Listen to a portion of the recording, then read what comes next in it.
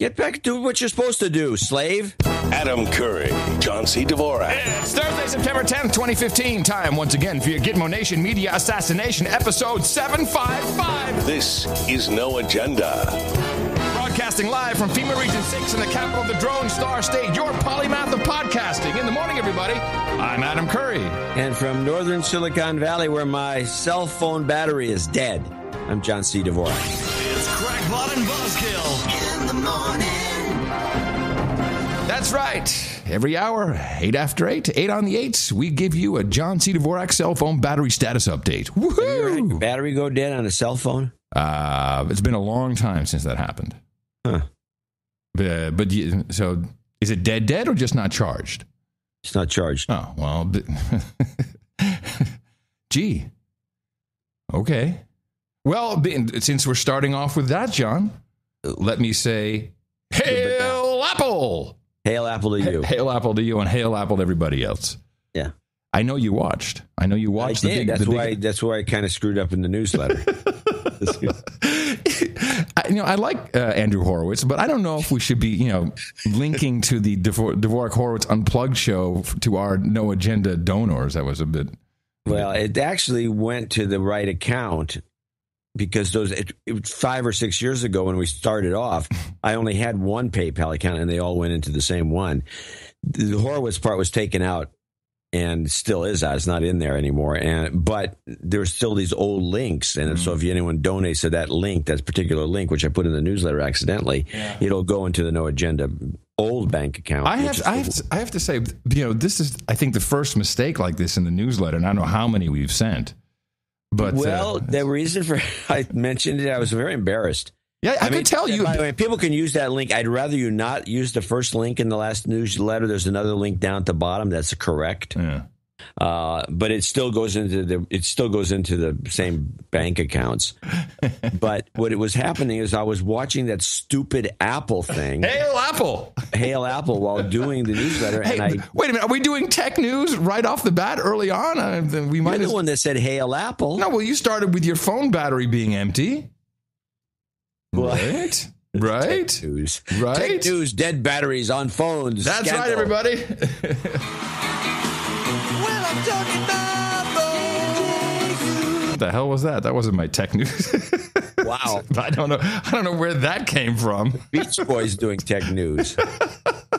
You know where I watched it? In your trailer. No. In the car on the way to San Antonio. You're going to San. Oh, okay. Yeah, for my therapy. How can you watch the road? I was only glancing once in a while.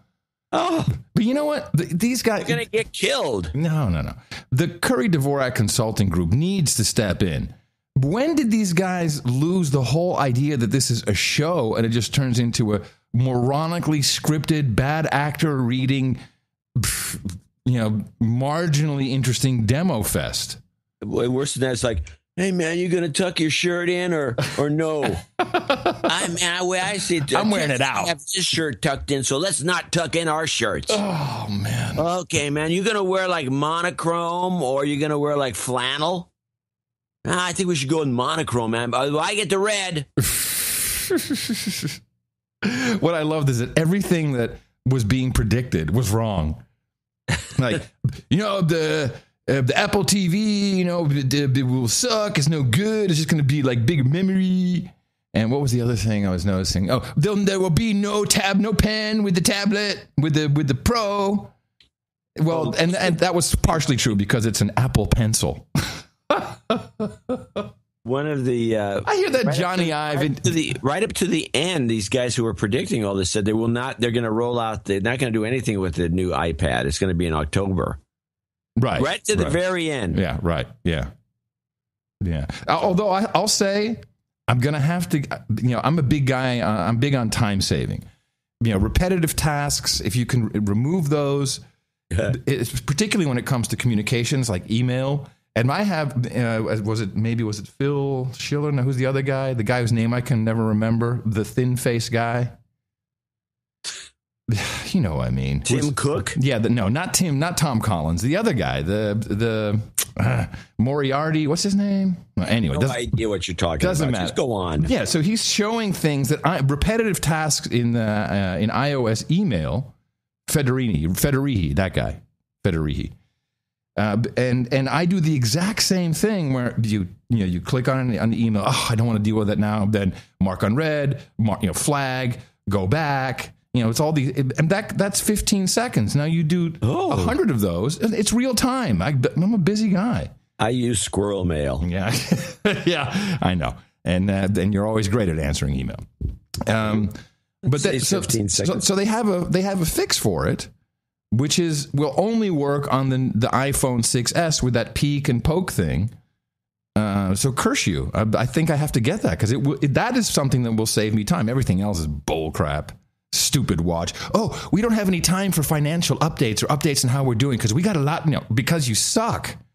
Because the watch sucks. You know what the problem? Bands. They got new bands for the watch. You know what? I'm telling you, this is a company whose executives are on coke. Well, I'm telling you. Interesting accusation. I didn't see any of them going to their nose or scratching their nose. Popping their nose. I think they were coked up they were coked up in the meetings about the products. I'm telling you. People get coked up. They have the earmarks, and there's no earmarks. Okay, well, I want you to pay attention next time. I think they're just diluted. I don't think it's got any drug involvement. Okay, I have sources. You have source. You do not. Okay, I don't have sources. All right, I don't. Yeah, man, you should have seen the piles. Say hello to my little friend. They had the Apple logo made out of Coke, man. It was fucking awesome. And what else can you explain all this craziness for? the Apple logo made out of Coke. Only something my mother would say. And they're stealing all the toilet paper. Oh, no, that's the Chinese. No, but it's, if every single time, it was like, I'm very excited. This is the script is the same. It's amazing. They said amazing. No, Tim Collins Cook said amazing. He actually did a 3-syllable amazing. Amazing. I wish I had clipped that. Yeah, I should have clipped it too. I did have a couple. I did have one clip, but I'll save it for the next show. No, you can't. Really? No. And then I'm looking at this Apple TV. I'm like, it's basically a podcasting thing. It is? Yeah, with apps and everything. Yeah. But I agree. Apps are the future of television. Ooh. Hail Apple. We have 3D touch. Hey, baby, I want to show you my 3D touch. Come over here. Oh, yeah. Hold on. See that logo on the table? That's not a logo. Anyway, I want to thank you, John. Yes. You kept on it long enough, and finally, now I had to meet. So coming back from Galveston, where I think we had a pretty successful show from the another I Love Laundry taster. I thought it was. It was pretty good. Yeah. Yeah. No, I'm pretty happy with it.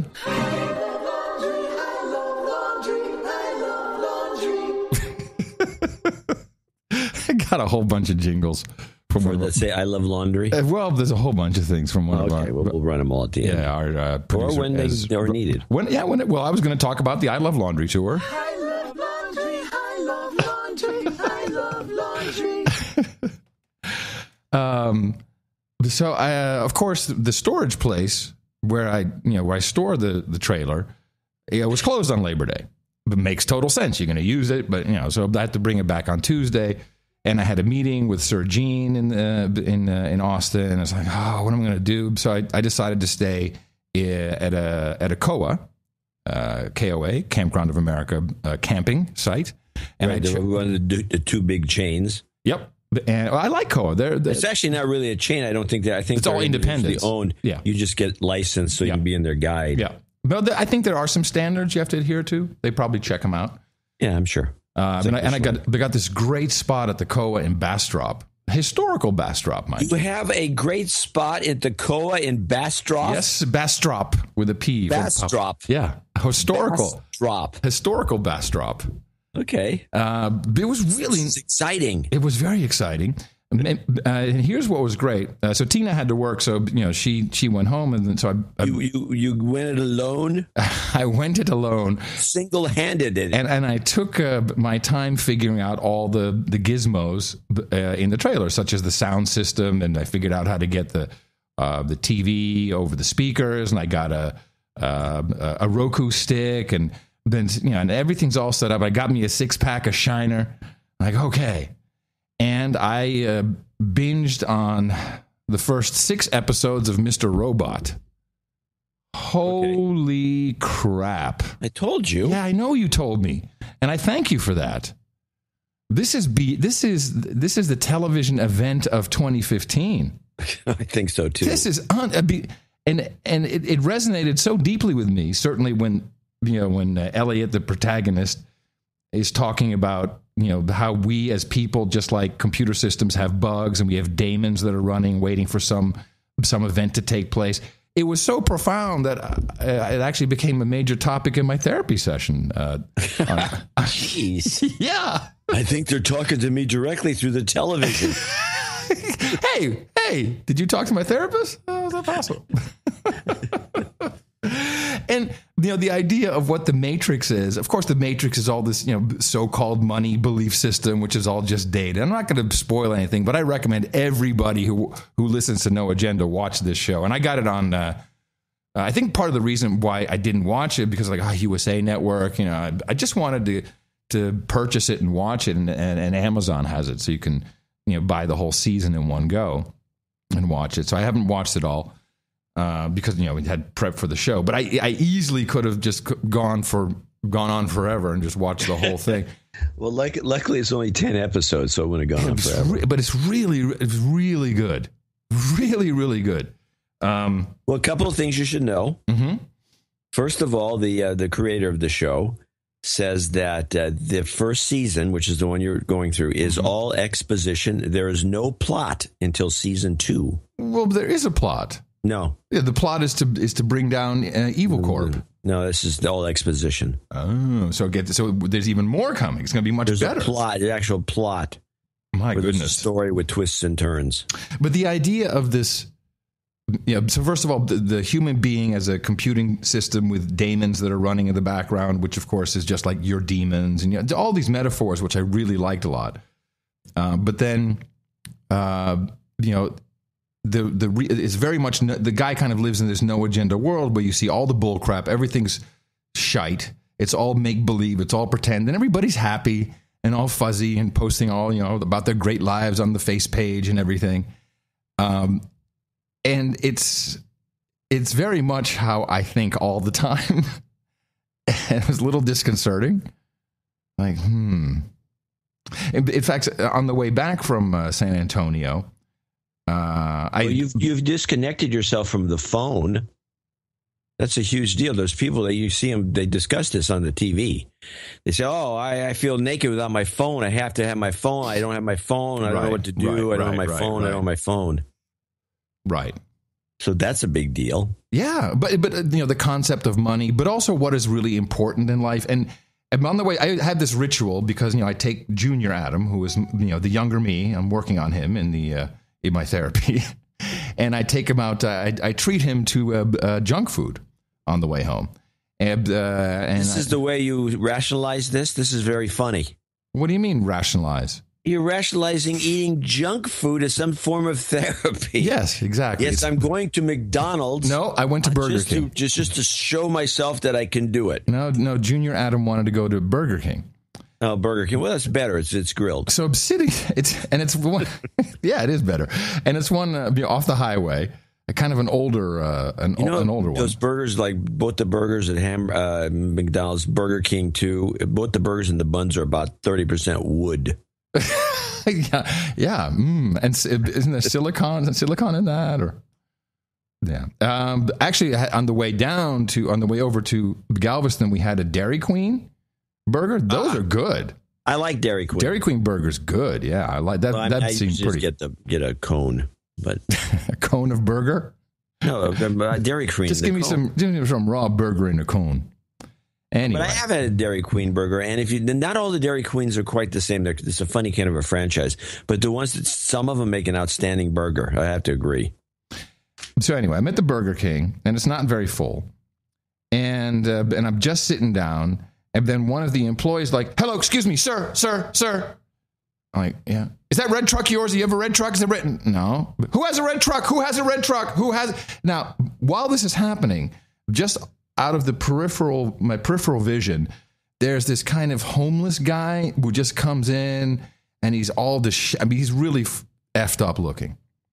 And, he doesn't look healthy, and I'm just kind of looking at him out of the corner of my eye, and I know everyone else saw him, and I'm just wondering, how this, what his story is. But he doesn't look good. And then, this employee, sir, whose red truck is this? Whose red truck is this? And someone goes, yes, my red truck. I just got a complaint about your dog. Your dog's in there and they maybe can't breathe. I was thinking, how fucked up is the world? But they're freaking out about a stupid Chihuahua dog in a truck. And meanwhile, there's an actual human being in distress sitting right there and no one cares.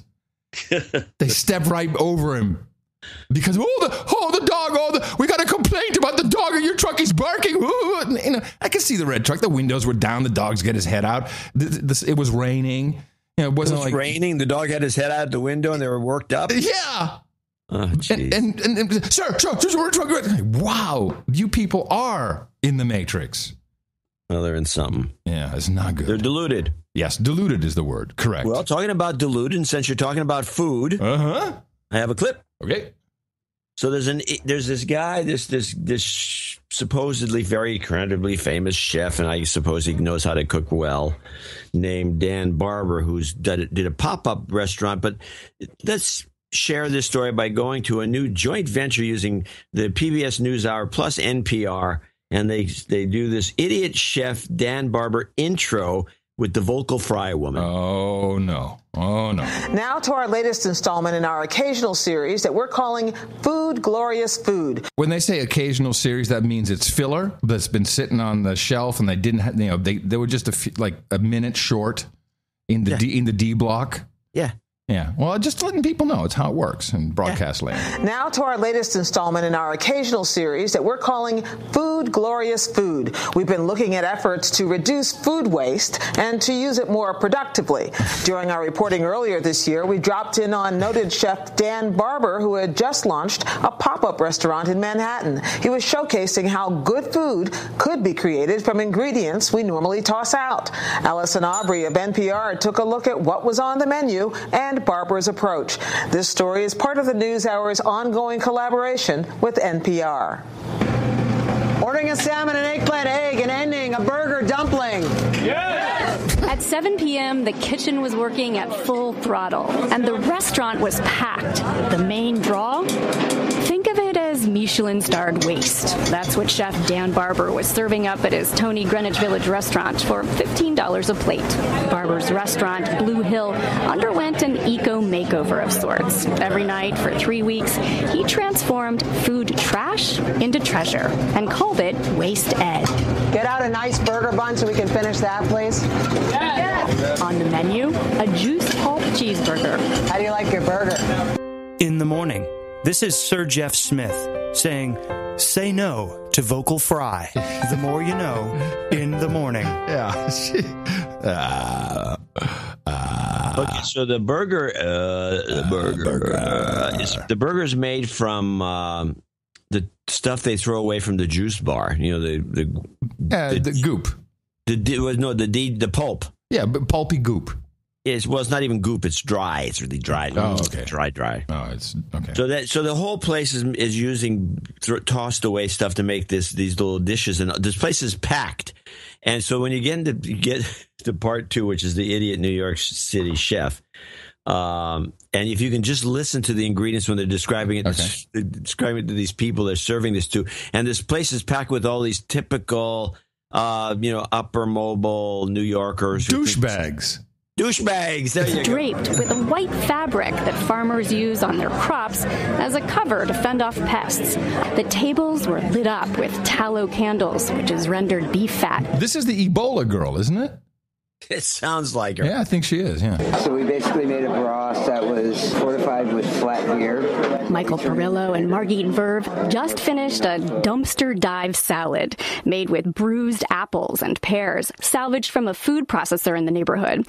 And what's in that dressing? Water left over from canned chickpeas. And as you were tasting it, were you thinking, this is left over from an industrial food processor? How was it? Surprisingly good. Yeah, delightfully surprisingly good. It was great. It's sort of shabby chic.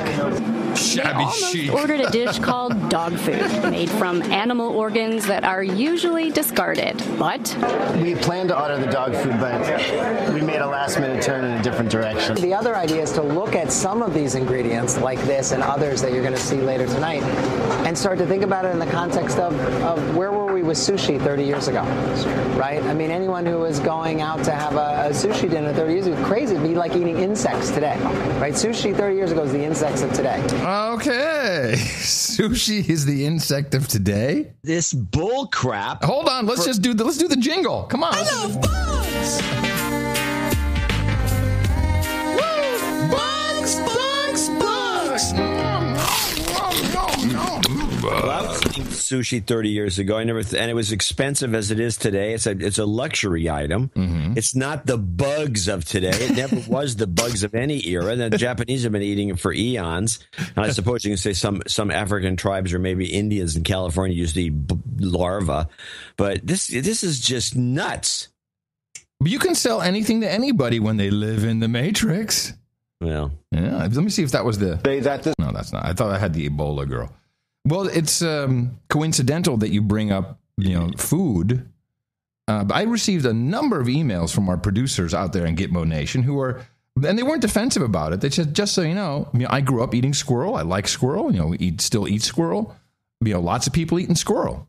Yeah, it's a southern recipe. Yeah, it's the main ingredient in burgoo, which is a form of stew, and it's you stew the squirrel. If you stew the squirrel, it's going to taste a lot like rabbit. But the report that you had where they cooked up, I can't even get my fork into it. I mean, this is clearly bullshit. They're idiots. It's bullshit. Maybe they really can't cook, or it's just bull crap. And the same bull crap. Monbiot, the guy is like a writer that he's British. His way out of a paper bag. He's British, right?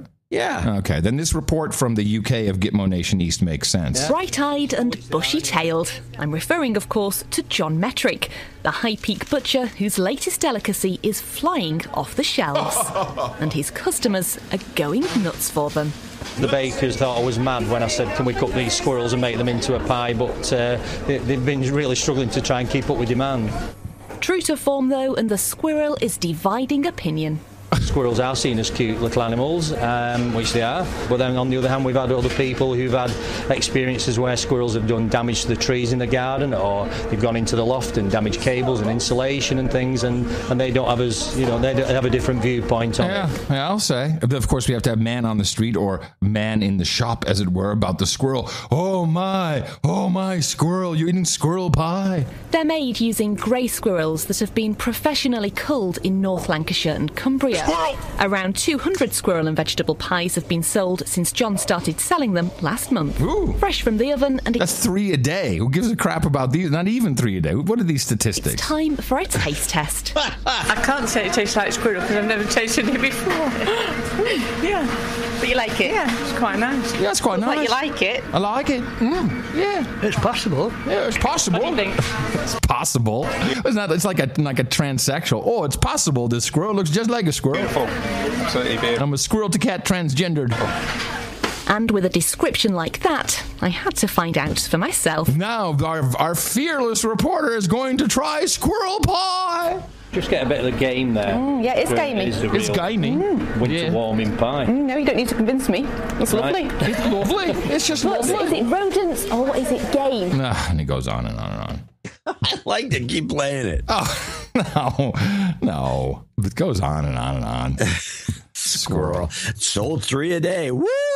People need to get used to this because this clearly is being done because, people are hungry. It's a global depression. No one wants to admit it. I know. I got the next thing on the stairway to hell. Okay. Okay. More food. We're going to be sold a bill of goods on eating rat and mice.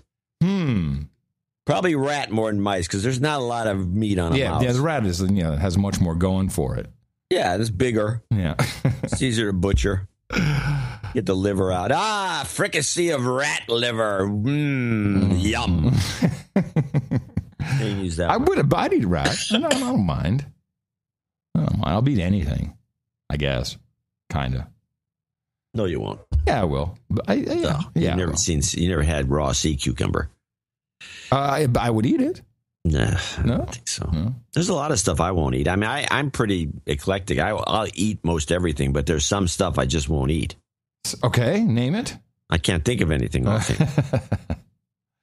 don't like kidneys generally because nobody knows how to cook them correctly. I like kidneys if they're done properly. Yeah, I like kidneys. There's a couple of things I just don't like. Monkey brains? Monkey brains I won't eat because it's not a healthy thing. Right. You can get kuru. Do you remember the video? Here's a throwback.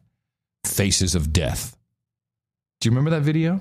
Yeah, I do. That was a very famous. It was the first viral video of our age. Exactly. That's exactly what it was. Only you had to pay. Well, no, you'd get a copy. You get a VHS copy of a copy of a copy. Yeah, that's what the old growing hairs thing. That's the great thing about digital. That doesn't happen anymore. And it wouldn't sync up. You'd go. But anyway, Faces of Death was this video that when I was a kid, it passed around like, "Hey, have you seen Faces of Death?" No.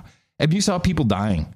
But then there was this one scene near the end where it was I think a Japanese restaurant in Japan, or maybe it was China, I don't recall.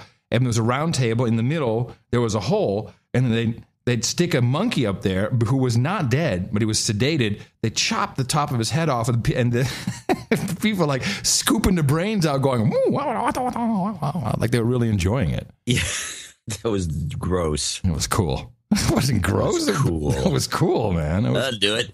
That was cool. I'll be right there. I've been living in Texas long enough. I can do that sort of thing. I'm not with like Californians.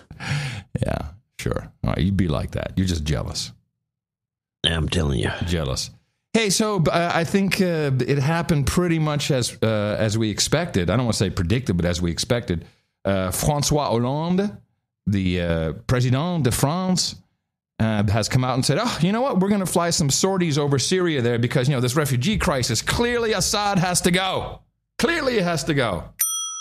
Yeah, well, they're all in on this. Yeah, but it was only a matter of, I think I have that's a shitty clip. It's a long, he's speaking French is no good. But now we have everyone kind of, trying to position themselves. Now, Germany, they had and I said, Germany needs migrants.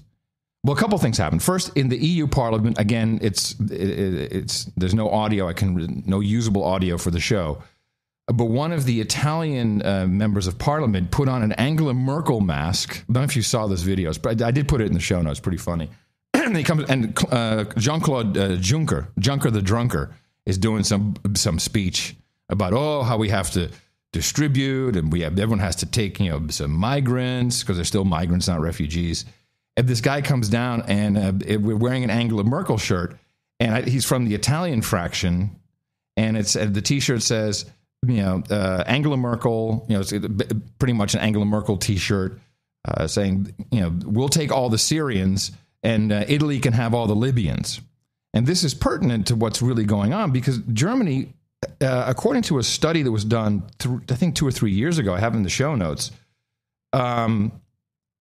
they need 500,000 migrants a year until 2050 in order to, keep the country growing. And of course, they want right, the and also Syrians. you need that many people so they can contribute to the tax base for the welfare state that they run. Of course, and and they're sticking them in container homes. They have huge stacks of containers. Yeah, well, that can be architected. You know that. You already looked into it. Sure. But I guess that's the point is that they're really enjoying these migrants coming in, but not the Libyans. You see, we don't want the stupid morons. Okay, wait, here. Let me get this. What I see here then. So, if you haven't noticed, the Germans were up front. We want the migrants, and yes. but they wanted to get. What they did is they said we're going to take 200,000 of them. 800. They said 800,000. 800,000. Take 800,000 of these Syrians, and so they're in before anybody else can have dibs on the Syrians. Yeah, exactly. And so they get all the Syrians looking like a big, magnanimous country. Yes. The Austrians, by the way, grabbing all the Syrians they can get too. Yeah. And Marine Le Pen of the far right, crazy, messed up party over there in France. She had a pretty interesting speech. Again, not interesting audio-wise because I don't have the spoken translation. Quote, Germany is exploiting refugee suffering to recruit slaves via mass immigration. Yeah. I think that's exactly right. I agree. Right analysis. Yeah, I agree. Now you have Denmark saying, do not show up. In fact, they published an anti-refugee ad. They have a whole campaign going. So everyone can see, whatever you do, do not come to Denmark. We do not let you in easily. Stay away. We don't want you. We have, actually what was happening in Hungary, well, that fits in a different category.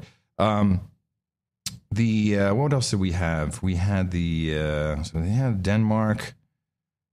We have David Miliband trying to ratchet it up a little bit and get us involved. If you're asking, should the United States be playing a role alongside the European Union, my answer would be a very strong yes. And there are two elements to that. First of all, one of the reasons that people are fleeing the Middle East is that the neighboring countries to Syria, that means Lebanon and close allies of the US like Jordan, are creaking under the strain of literally millions of refugees.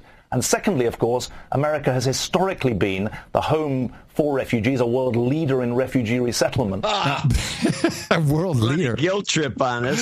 Yeah, and meanwhile, the UK has said, yes, we will gladly take 20,000 over 5 years. It's like they'll take 4,000 a year of this prop up parliament. It's sagging a bit. Put some bodies under that. But over the 4 years of the war, the U.S. has only taken 1,400 Syrian refugees in total. Yeah, but their ships don't seem to make it over here. Miliband, they're drowning. They don't make it. What?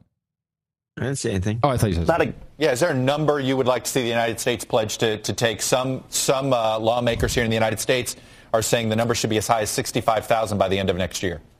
Well, the 65,000 has a very clear logic to it, and the International Rescue Committee, which has resettled new Americans for the last 80 years since we were founded by Albert Einstein here when he came in 1933, we've been clear that for the U.S. So now all of a sudden it's Operation Paperclip 2 or something? What? Yeah, that's what he's saying. Miliband's an idiot. Yes. To maintain its leadership position in refugee resettlement, it should take about 45 or 50% of the UN recommended number. And the UN has said that by the end of 2016, 130,000 Syrians need to be resettled around the world. And that's why the 65,000 figure is the one for the US to continue to show the kind of leadership that it has over the decades. At the moment, that leadership position has been taken by Germany.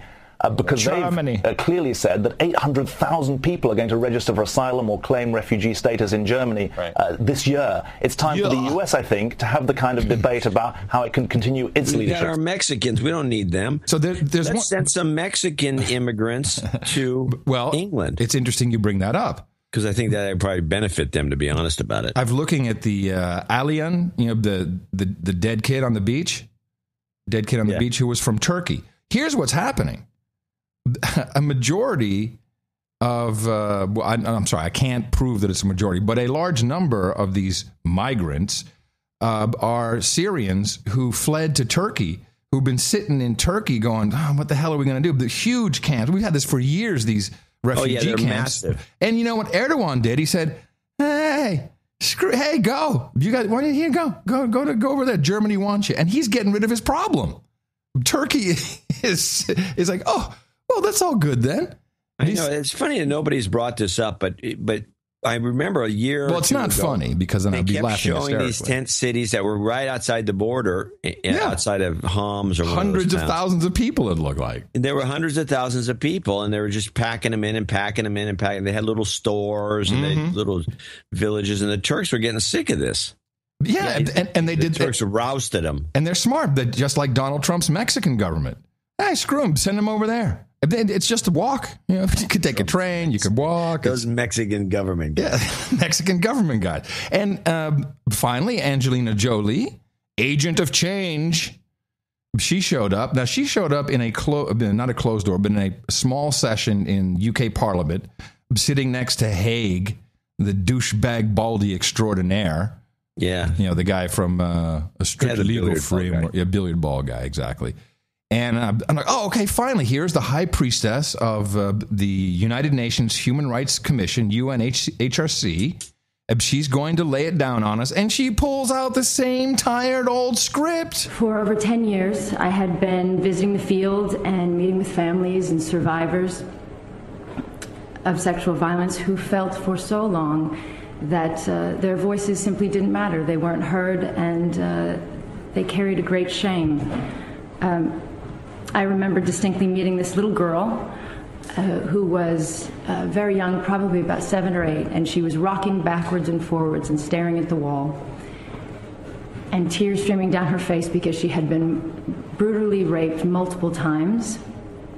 You couldn't talk to her, you couldn't touch her.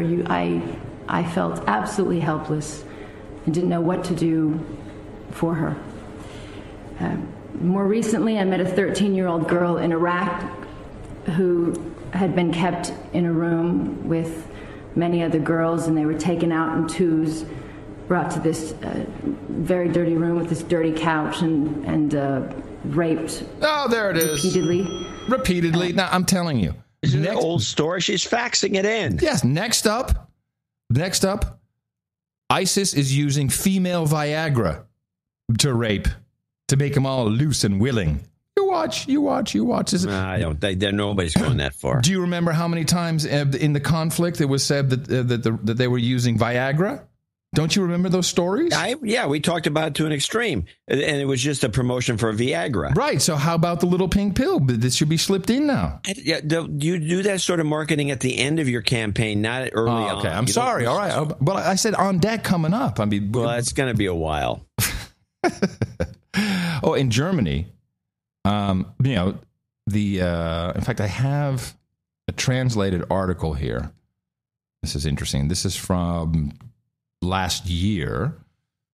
Well, how come I didn't bring up the translated version? Oh, here we go. Translate. Thank you. My French is not that great. This is, quote. The French translation things aren't that great either. No, that's true. But I can get through it. Quote, this is from the head of the German Federation of Industry. Quote, we have long been a century of immigration and we must remain so.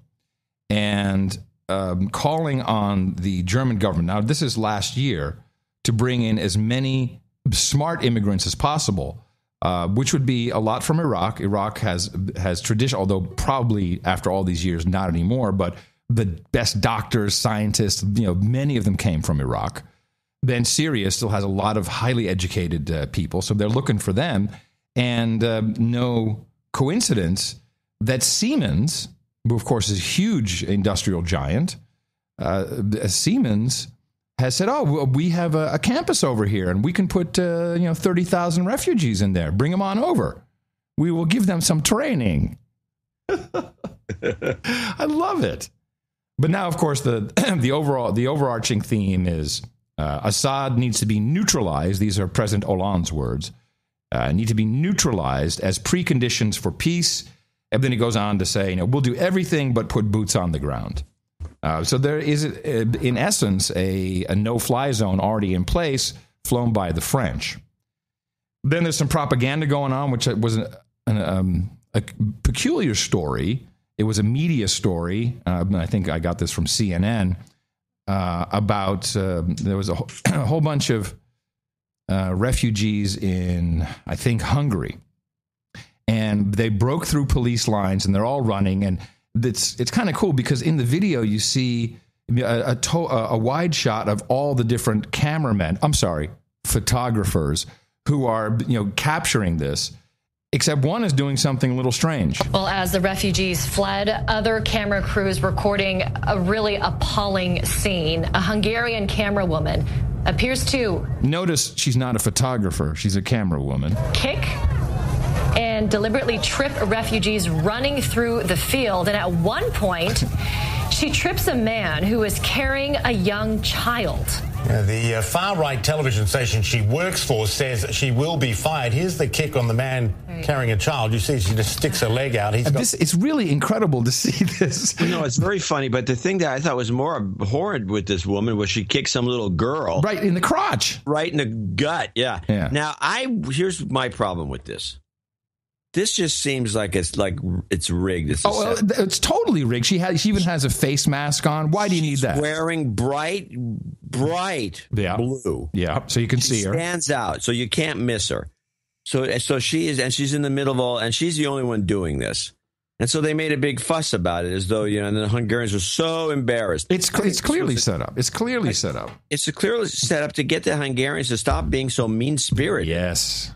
Yeah. It's what it's going to lead to, this horrible, horrible woman who never really is fully identified. It's just one of those things. I could tell stories about how the news media likes to create phony, workers. Yeah, but this was meta. This was phony about phony. Yeah. So it's a phony thing.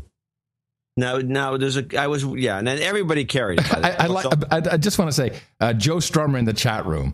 Well, Adam Curry is European and clearly racist since childhood. This is why I leave the chat room, a-holes. I think he nailed it. I'm not saying he's wrong. It's just the truth hurts so much. Then the super right wing Front Page magazine, which these are the guys affiliated with who's the cartoon lady, cartoon drawing contest lady. What's her name? Oh, right, the one in Texas. Yeah, that one. They came out with a word which I could not find. Well, the Book of Knowledge didn't help me, and they said, "Well, what is happening now? This is actually I love this. It's called a hiraj, a secret ploy to bring terrorists into Europe. Then it's called hiraj, which is the jihad by migration." But I can't really find this word defined anywhere. This is nonsense. If they want to bring terrorists into Europe, they can just buy a ticket. Yeah, whatever happened to the cells, the sleeper cells, and everybody's here? Yeah, the terrorists are already all over Europe in the sleeper cells. Yeah, so this is nonsense. But this is it truly is tearing away at the fabric of the European Union. They do not care about people. They just don't. They don't care about each other. No, it's horrible. But let me play something that is interesting because you brought it up earlier. Should have clipped it in a little couple of segments ago when you talk about Hollande and the Syria thing. Mm-hmm. So I'm watching the 3x3. I'm doing my 3 weeks, 3 networks. Watching all of them. So I know what they're running and I know what they're not running. Uh-huh. And they mostly run the same, maybe 5 stories a day, plus then they go off in their own direction and do variations on similar stories. The one thing none of them are running is the story that ran on NewsHour. Now, by the way, none of them are talking about Guatemala, which is still completely out of control. Mm-hmm. It has yet to be mentioned. Whatever. Who cares? And then there's a big border dispute going on between Venezuela and Colombia. Never mentioned. Why care? But these other stories are all up there. This is the one that PBS NewsHour ran, though, and as soon as they ran it, because this ran on, I think this ran, today is what? This probably ran on Tuesday, maybe Wednesday, but it wasn't played on Monday, Tuesday, Wednesday on any of the networks. And this is PBS NewsHour on Syria and Russia. As Damascus faces new battlefield losses, there are growing signs of a Russian military buildup backing the regime. I did see this. Moscow confirmed today its military advisors are on the ground in Syria. Our country has long been supplying arms and military equipment to Syria in accordance with bilateral contracts. There are also Russian military experts in Syria who are instructing the Syrians on the use of the military systems being delivered. Well, you know what this means. You know what this means. Wait, did you see the cute little Jen Psaki Russian version? That was the girl that was talking. Oh, it was not video, so... It's audio. No, I mean when you saw the story. Oh no, I didn't see the story. I saw a published piece. Oh, okay, the written piece. And this to me means they're going to do a whole Maidan all over again. You know what I mean? It's like, we've got the Russians in there. The Russians are backing these guys.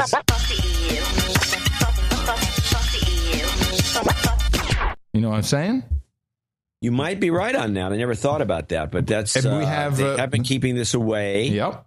I don't know why they suppressed the story. I mean, PBS ran it. I'm sure. I think it popped too early. I think it popped too early. We need more lead up. The right-wing radio guys are talking about it, but the networks aren't.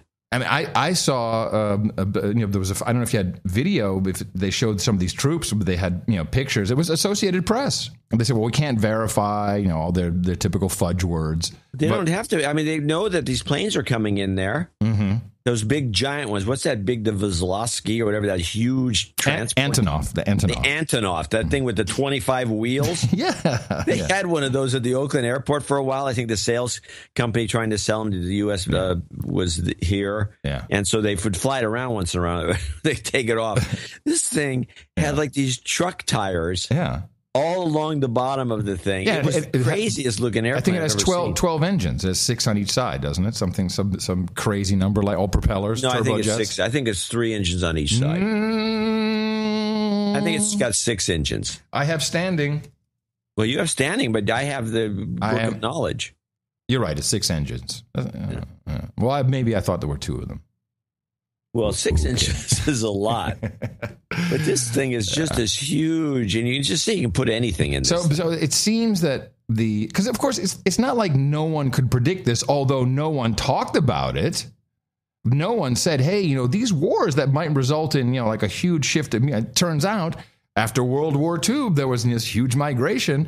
And when you have wars and you have people with access to rubber products like boats, and you have bad actors like Turkey, you're going to get some kind of migration. So this could not have come as a surprise unless every single think tank associated with the European Union, and there's quite a lot, are morons.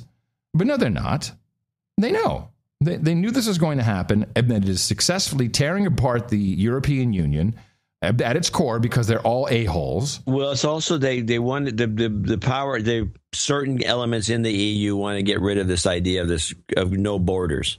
Well, that's the Schengen. Yeah, the Schengen. They want to drop the Schengen agreement. The EU wants to use something to get out because that'll be coming up next year, and this will be great. Hey, this EU thing sucks because all we do is we get the riffraff. We don't want the riffraff coming over here. We want Germany's good stuff.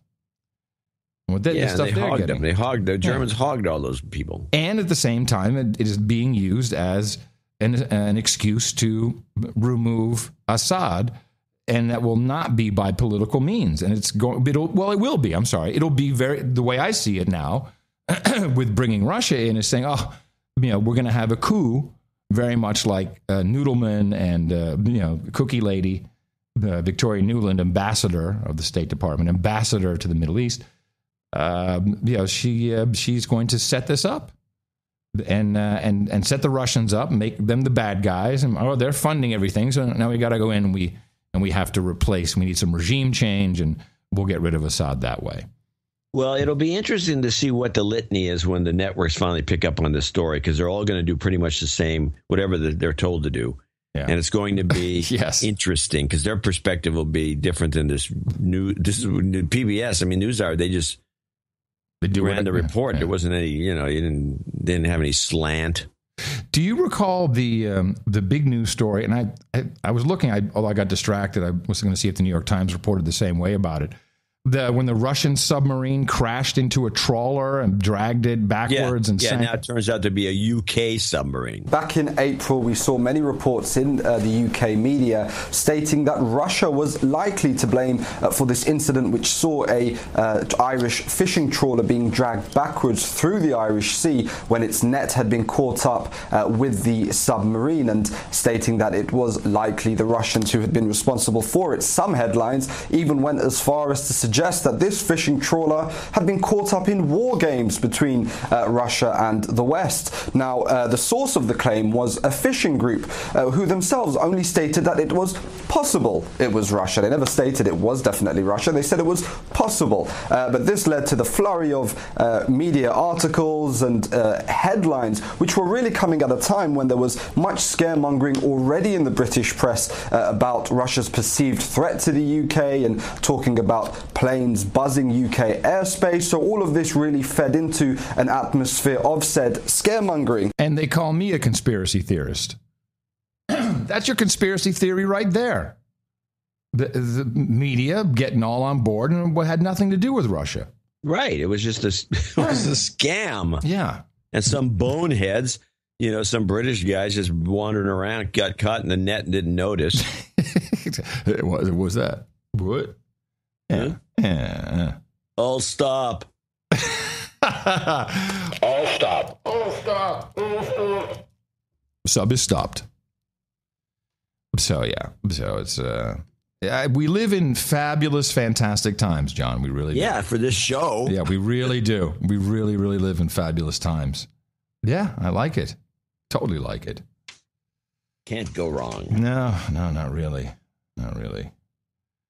Let's see. Where do you want to go? I mean, there's so much to do. We could go to some crazy stuff. Like that wasn't crazy enough for you? Okay. Oh, no, the Ted Cruz, the Donald Trump thing was crazy. Oh, right? I didn't pay attention. Well, you want to have to listen to Ted Cruz, who's now I've already eliminated him from contention. Not that he can't win the nomination, but I would never support this guy. He's a lunatic. He's icky. Besides being icky and sounding like a preacher and acting like a preacher and wearing his religion on his shoulder, he says stuff like this. Here's Cruz at his own event. And get the follow-up clip ready. Oh, I see it. Yeah. We're all going to die. It's worth remembering that if this deal goes through, we know to an absolute certainty, people will die. Americans will die, Israelis will die, Europeans will die. We're all gonna die! And remember... And wash your hands after touching any raw meat. That's right. You don't want to die. So that wasn't... I thought the better Cruz thing, even that was good, though. I like the all gonna die.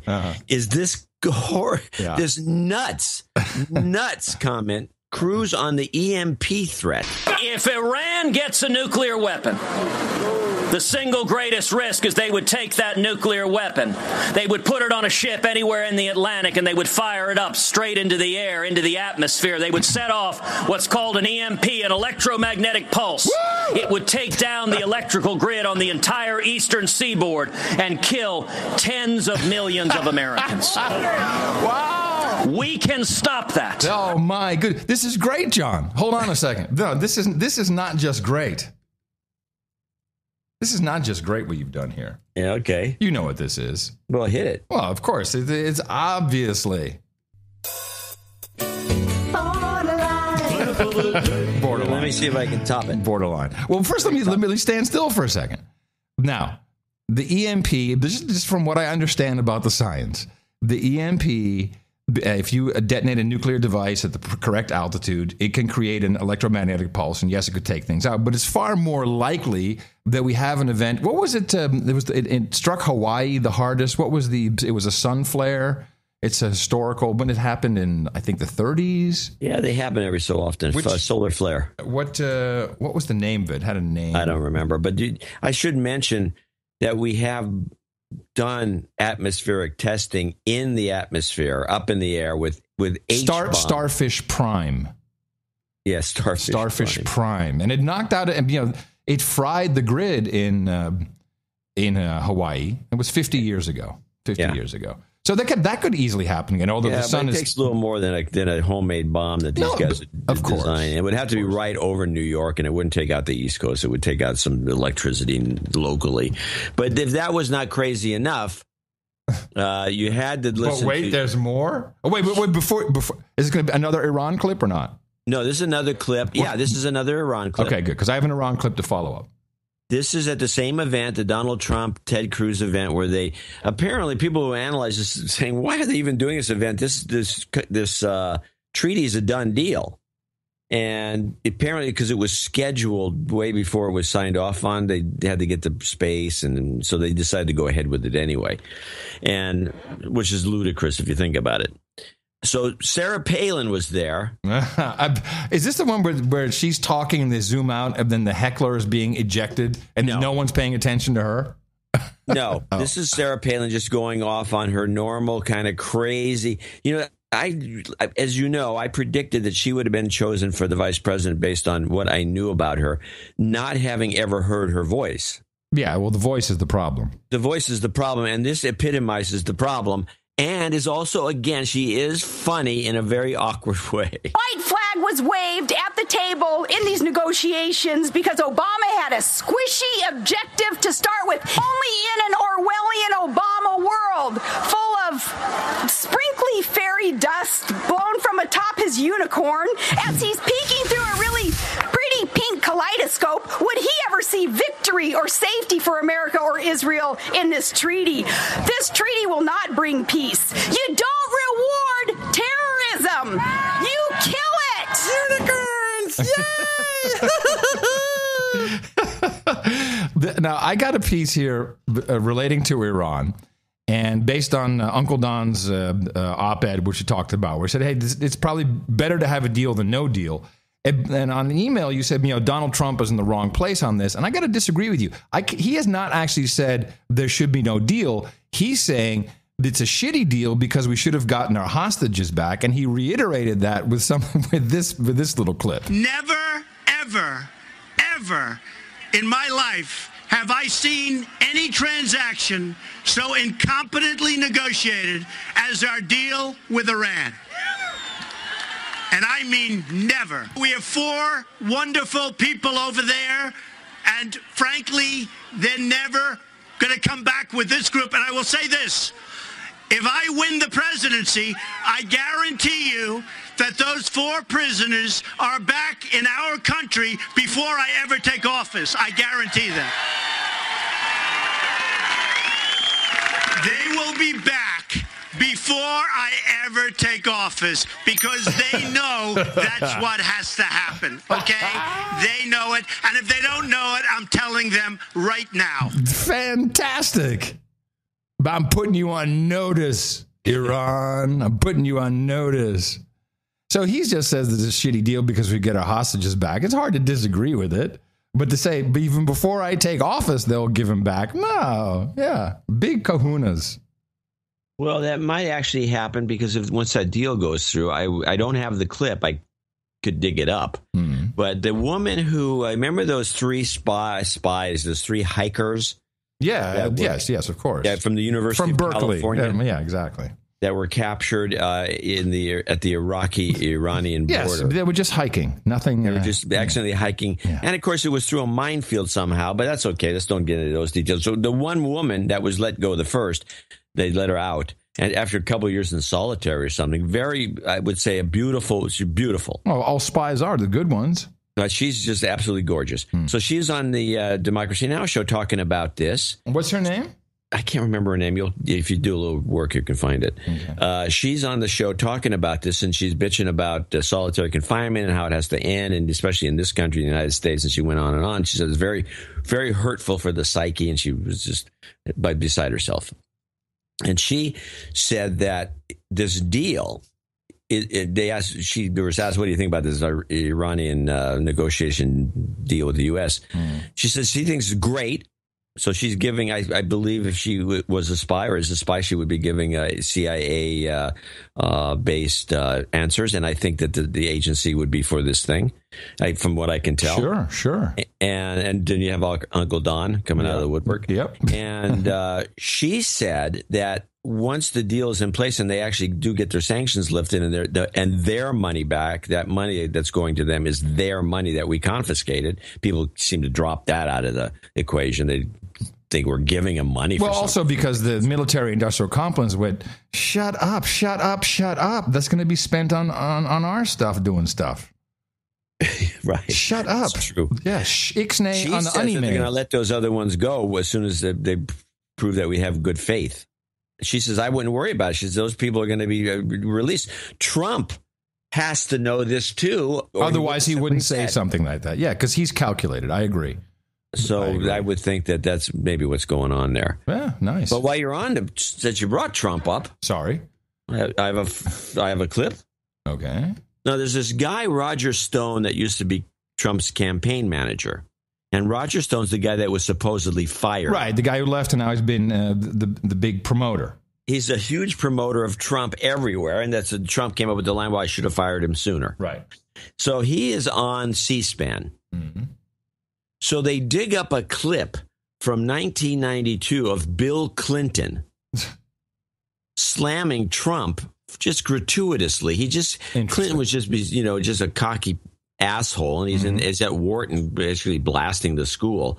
But he just kind of gratuitously slams Trump. So the guy who's doing this show, it's one of those interview shows that they do, Washington Week or whatever it's called, and they throw it back to Roger Stone, who I think summarizes the whole Clinton scam because it made him so mad. He just tells it like it is. Back to the late 1980s, and this is Bill Clinton when he was running for president in 1992, criticizing Donald Trump. Let's watch. It was here at Wharton in the 1980s that the students nicknamed the investment banking club the Unindicted. And the Wharton Wall of Fame, which honors famous alumni chosen by the students, kept photos of Donald Trump, who glorified the art of the deal without regard to productivity, the art of the deal, and Michael Milken on display until one went bankrupt and the other was on his way to jail. Roger Stone, that was from 1992. Your comment? First of all, Bill Clinton's the last person in the world should talk about unindicted. Anyone who had read Peter Schweitzer's book on Clinton cash would realize that the Clintons have been lining their pockets using the nexus of the State Department and the Clinton Foundation, which is a slush fund for grifters, to both enrich themselves and to create a luxury travel service for themselves. Secondarily, Donald Trump never went bankrupt. He used the bankruptcy laws in Atlantic City. He brought some companies into bankruptcy, which is a completely legitimate financial technique. In all honesty, he saved himself hundreds of millions of dollars. That's the guy I want running the federal budget. Somebody who is tough and smart and knows how to save money. I think it's not dumb. I think it's smart. Bill Clinton really is the last person in the world who should be commenting on responsibility. But I just had an idea. You said one of these Sunday shows, Washington This Week or whatever. I had an idea. We could do a show. Then it would be called DC Douchebags. This could be great. That's the show we do. Yeah. Just name it something else. DC. Now, on that, the Curacao Chronicle did some analysis of, and I'd already heard about this particular email that showed up in the Hillary email dump from Chelsea. And it's regarding Haiti. And as an aside note, the number of emails that contained content about Haiti far outstripped the number of emails about Afghanistan, Iraq, and Iran. And here's what she said. To say I was profoundly disturbed by what I saw and didn't see would be an understatement, she wrote in a memo addressed to Dad and Mom, and attached to an email she sent while her mother was Secretary of State and her father was leading the relief efforts for the 2010 earthquake in Haiti. She goes on to say, the incompetence is mind-numbing.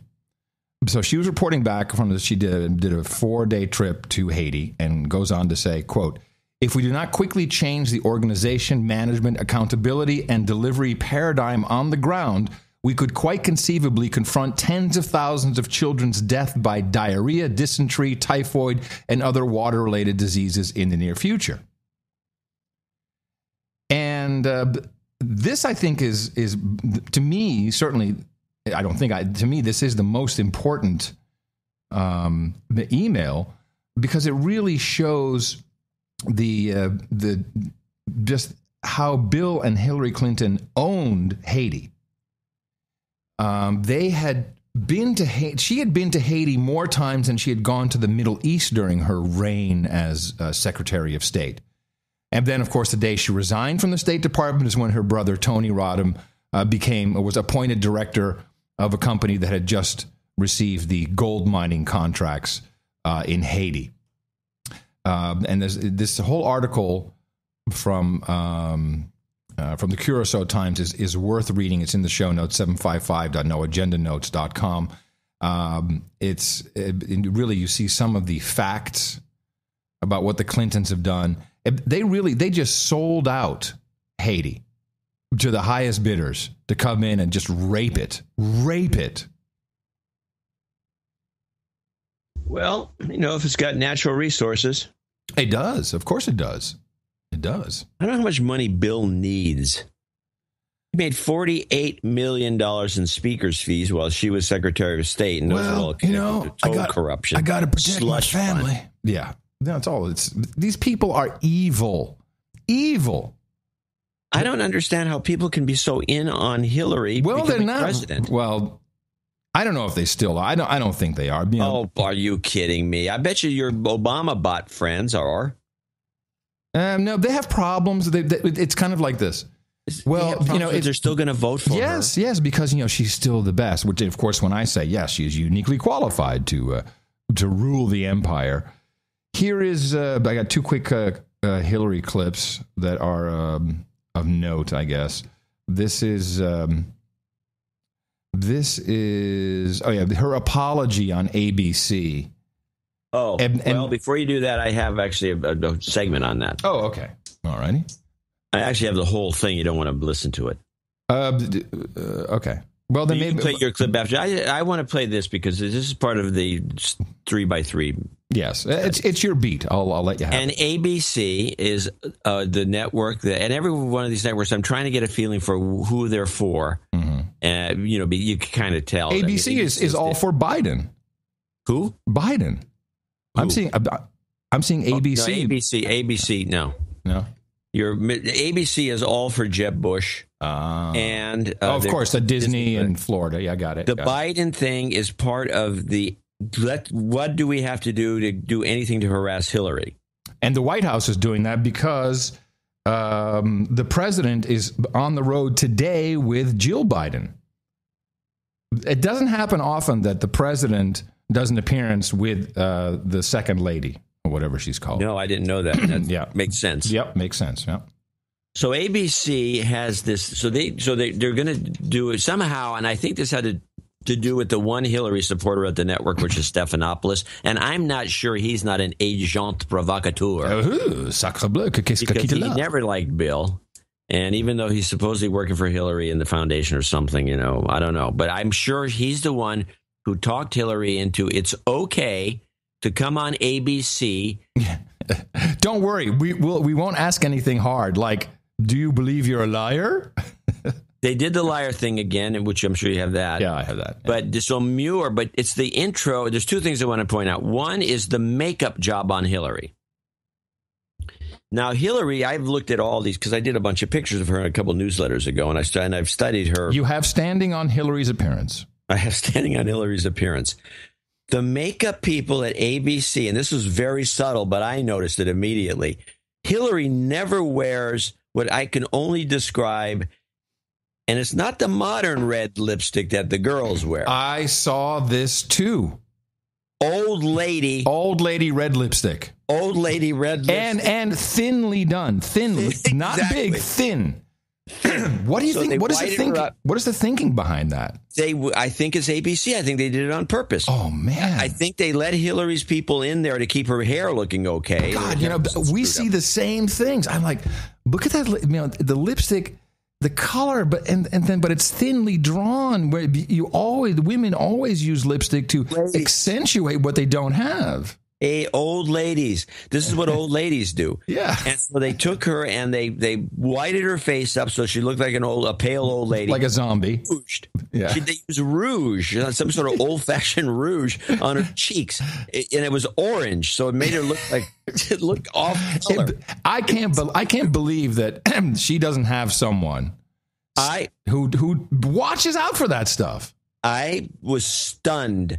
But I know that has to be the case because it was the lipstick giveaway. The rest of it was just icing on the cake. Once they got her to wear this lipstick, I have looked at all her old pictures. She never wears.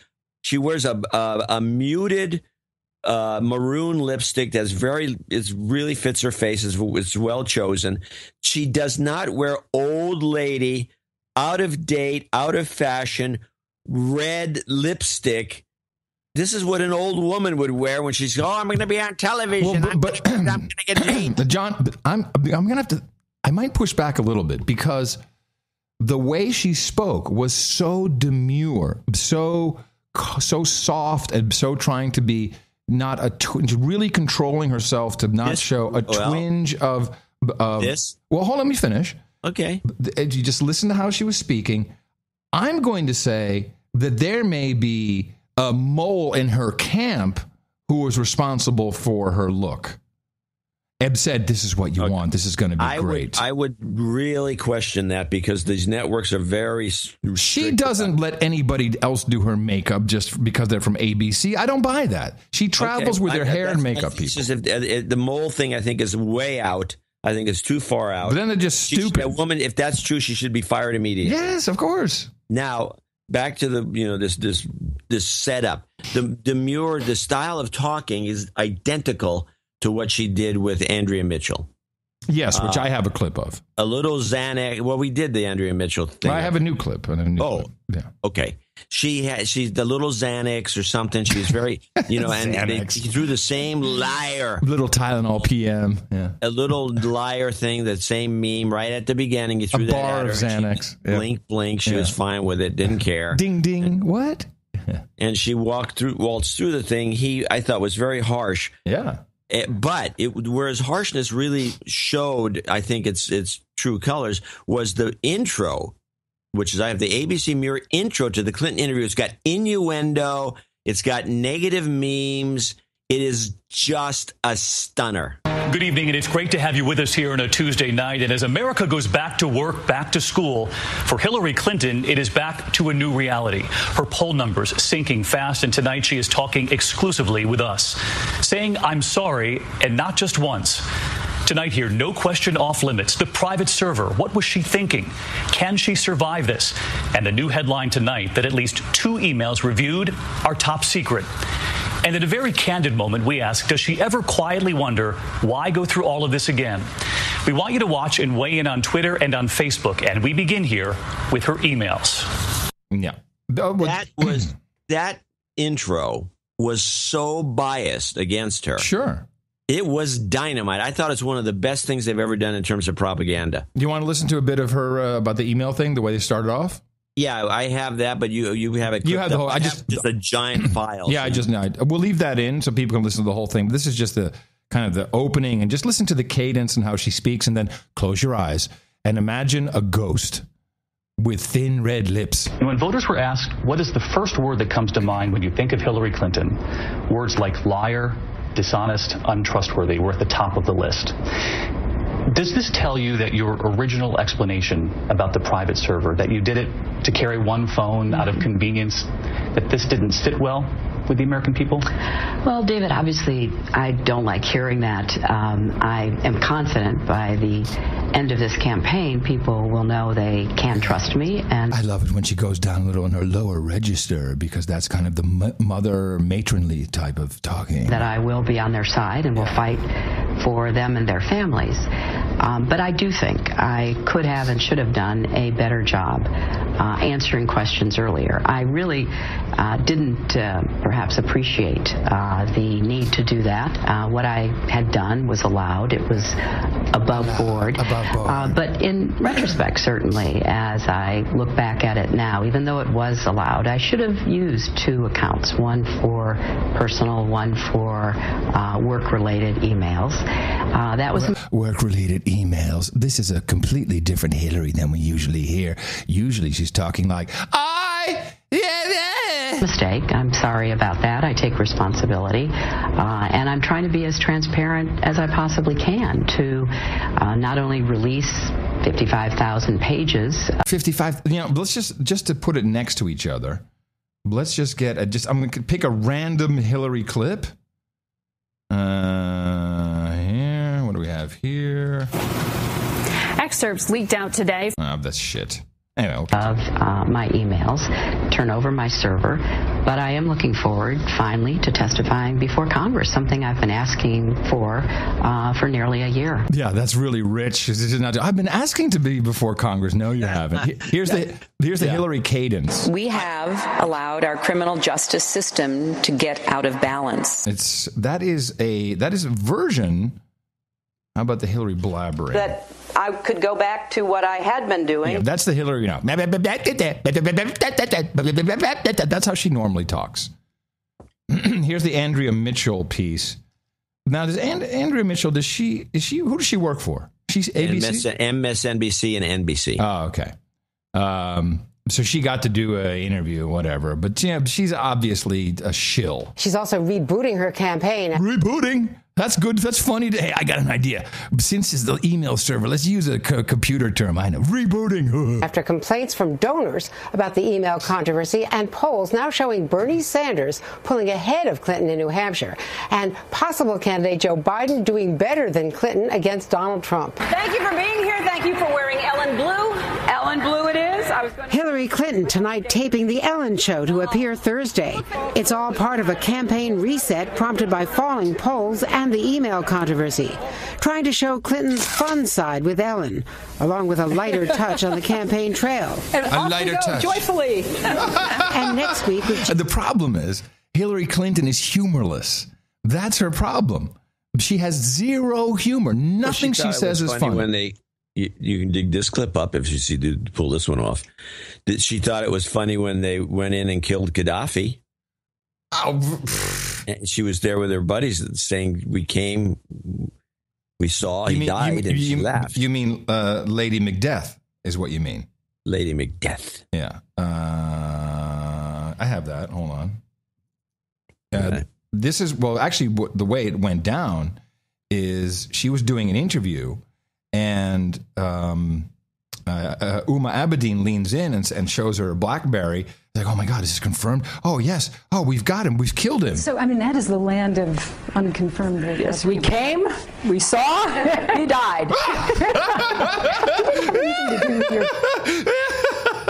Yeah, whenever there's death is when that's what she gets. That's what the Clintons get off on. They like killing people. Google Clinton body count. Now, I received an email. As you know, I'm on the list. Thank you very much for subscribing me. You're welcome, Mimi. The email is correct, adam@curry.com, and they always say, hey, Mimi. I don't know why. This is very strange. Then I've been put on the list as Mimi. I'll read it to you. I wanted you to hear this directly from me. Subject line, my email. Yes, I should have used 2 email addresses, one for my personal matters and one for my work, the State Department. Oh, wait a minute, stop. This is a letter. You didn't really make this clear. This is a letter from Hillary to you. Yes, Mimi. From Hillary to Mimi. That would be me. Mimi, adam@curry.com, known as Mimi. Not doing so was a mistake. I'm sorry about it, and I take full responsibility. It's important for you to know a few key facts. My use of a personal email account was above board. Now, I'm a stickler about these things, but there's above board should be 2 words, and I think that this is just a proofreading mistake, which speaks volumes about their communications department. So it's above board. Not above space board, above board. I think it's just an oversight. They missed it. And that's bad. And allowed under State Department rules. Everyone I communicated with in government was aware of it. And the way she justifies that is, hey, they received an email and they saw my email address, so they replied they were aware of it. And nothing I ever sent or received was marked classified at the time. As this process proceeds, I want to be, these are all performatives, as transparent as possible, which means, no, you're going to withhold information. That's why I've provided all my work emails to the government to be released to the public, and why I'll be testifying in public in front of the Benghazi committee later this month, which she's been asking for, apparently. That's rich, Hillary. That is rich. I know this is a complex story. I've been begging to come before the committee. I know. Yeah, I love Trent Gowdy. He's my buddy. I know this is a complex story. Trent Gowdy hates her. Yeah. I could have and should have done a better job answering questions earlier. I'm grateful for your support, and I'm not taking anything for granted. Then in bold, I understand you may have more questions. I'm going to work to keep answering them. If you want to read more, including my emails themselves, please go here. Thank you, Hillary. A couple things. We now have a formal investigation has been started against Uma Abedin, and this is a tactic. They know about the whole relationship girlfriend thing. But she will not be fired or be accused of any real wrongdoing. Maybe she did something wrong with, that scare her. Yeah, it's just pestering.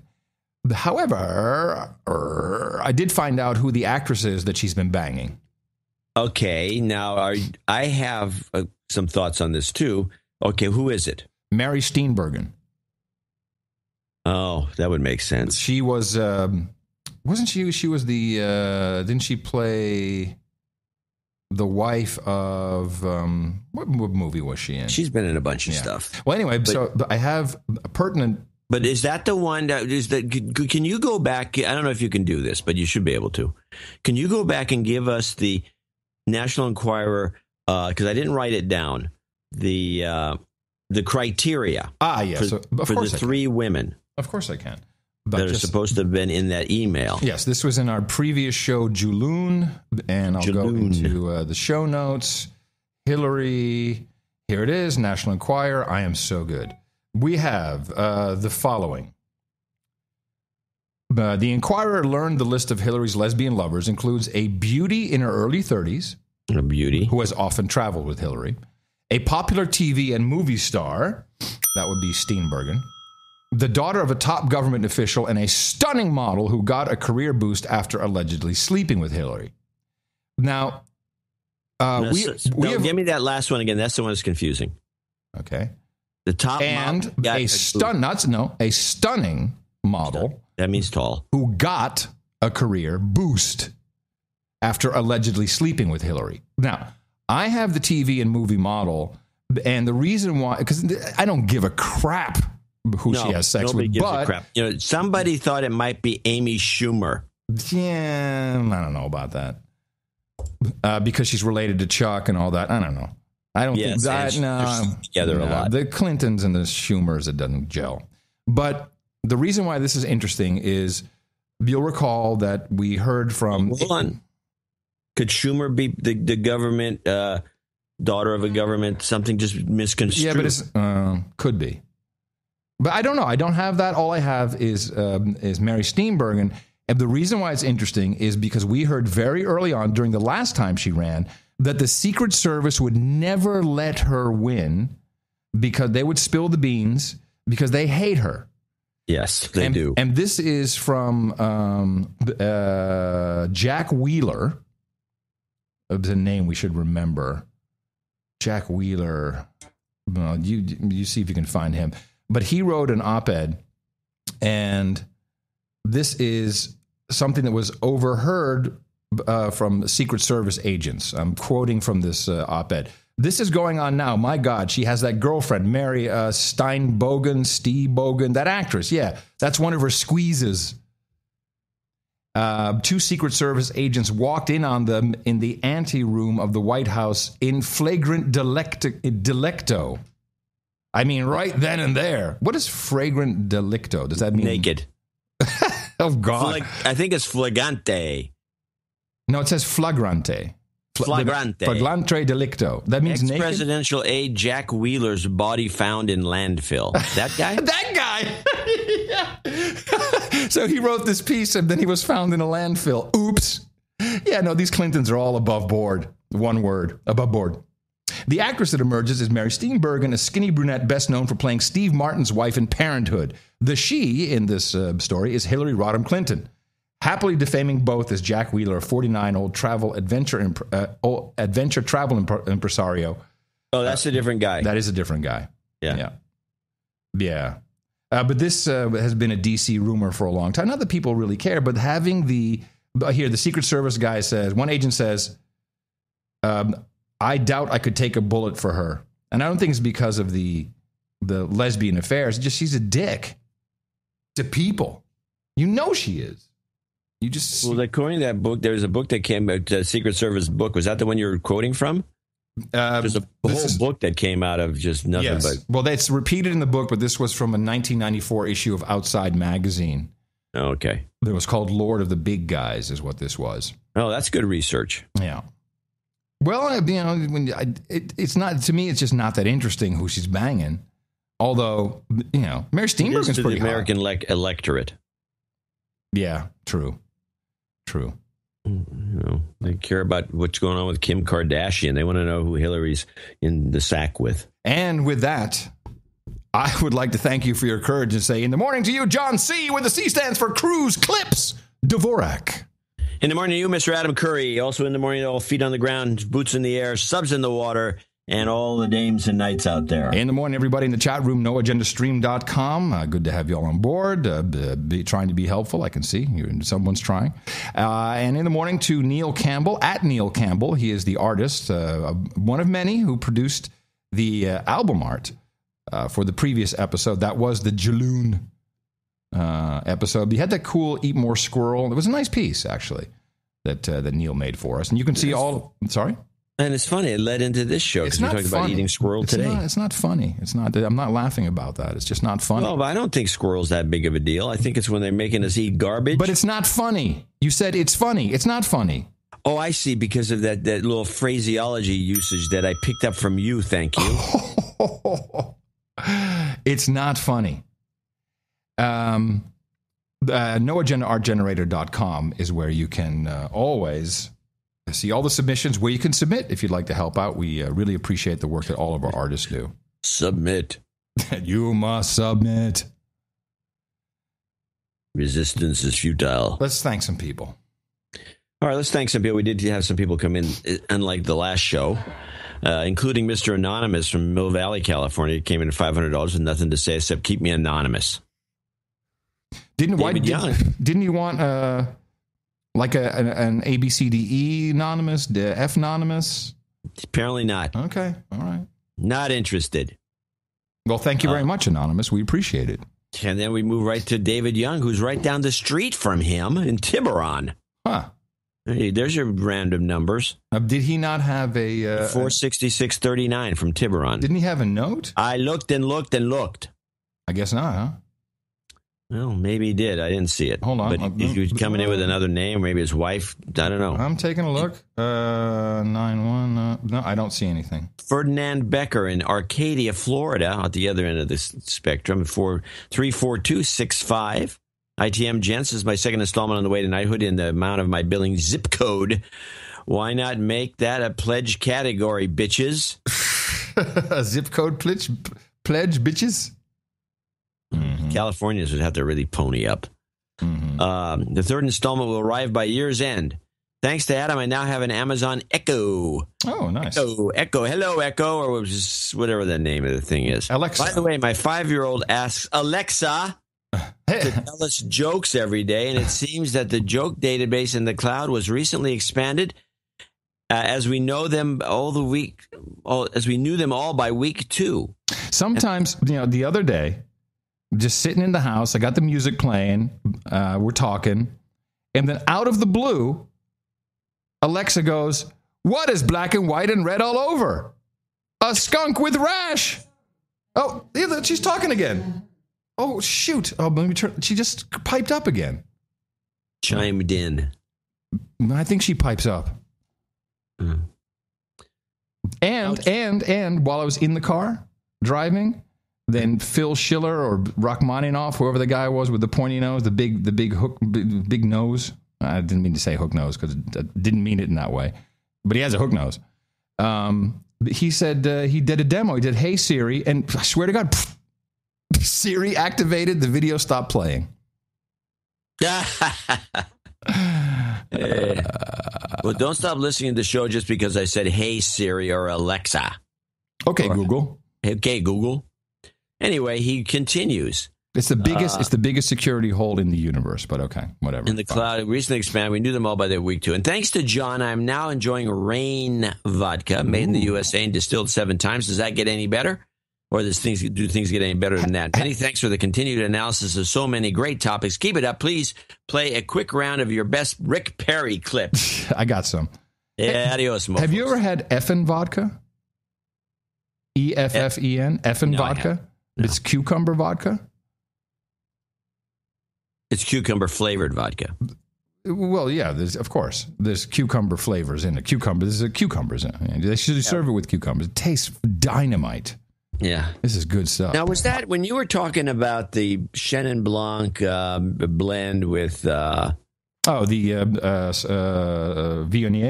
Viognier Chenin Blanc. Was that the Pine Ridge?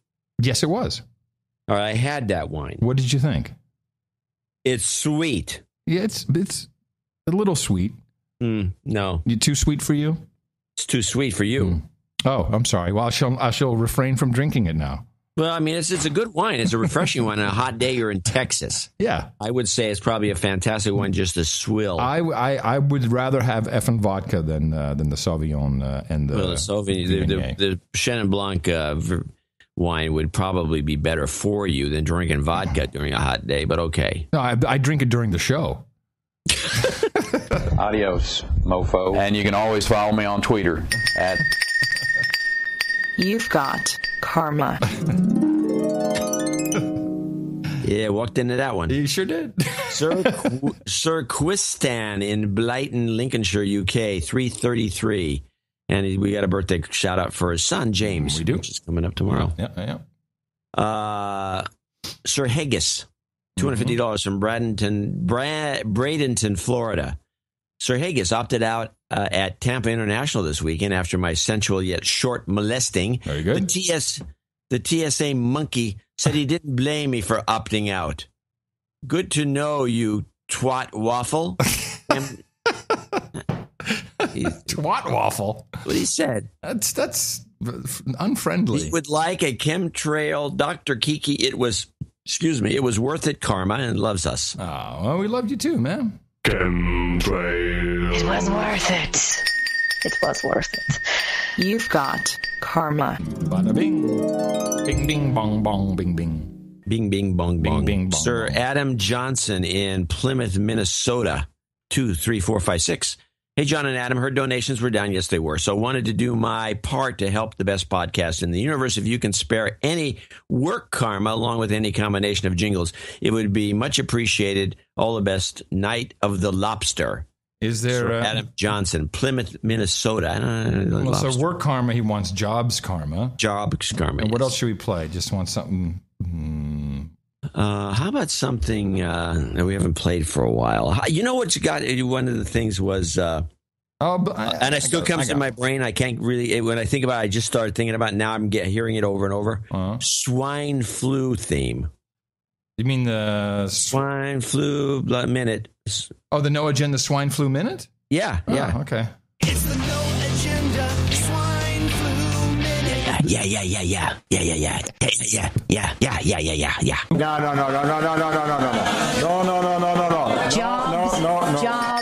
Jobs, and jobs. Let's vote for jobs. You've got karma. Nailed it. It was good. James Schmid in Knoxville, Tennessee, also 23456. One of my absolute best favorites. Recently discovered your eye-opening podcast.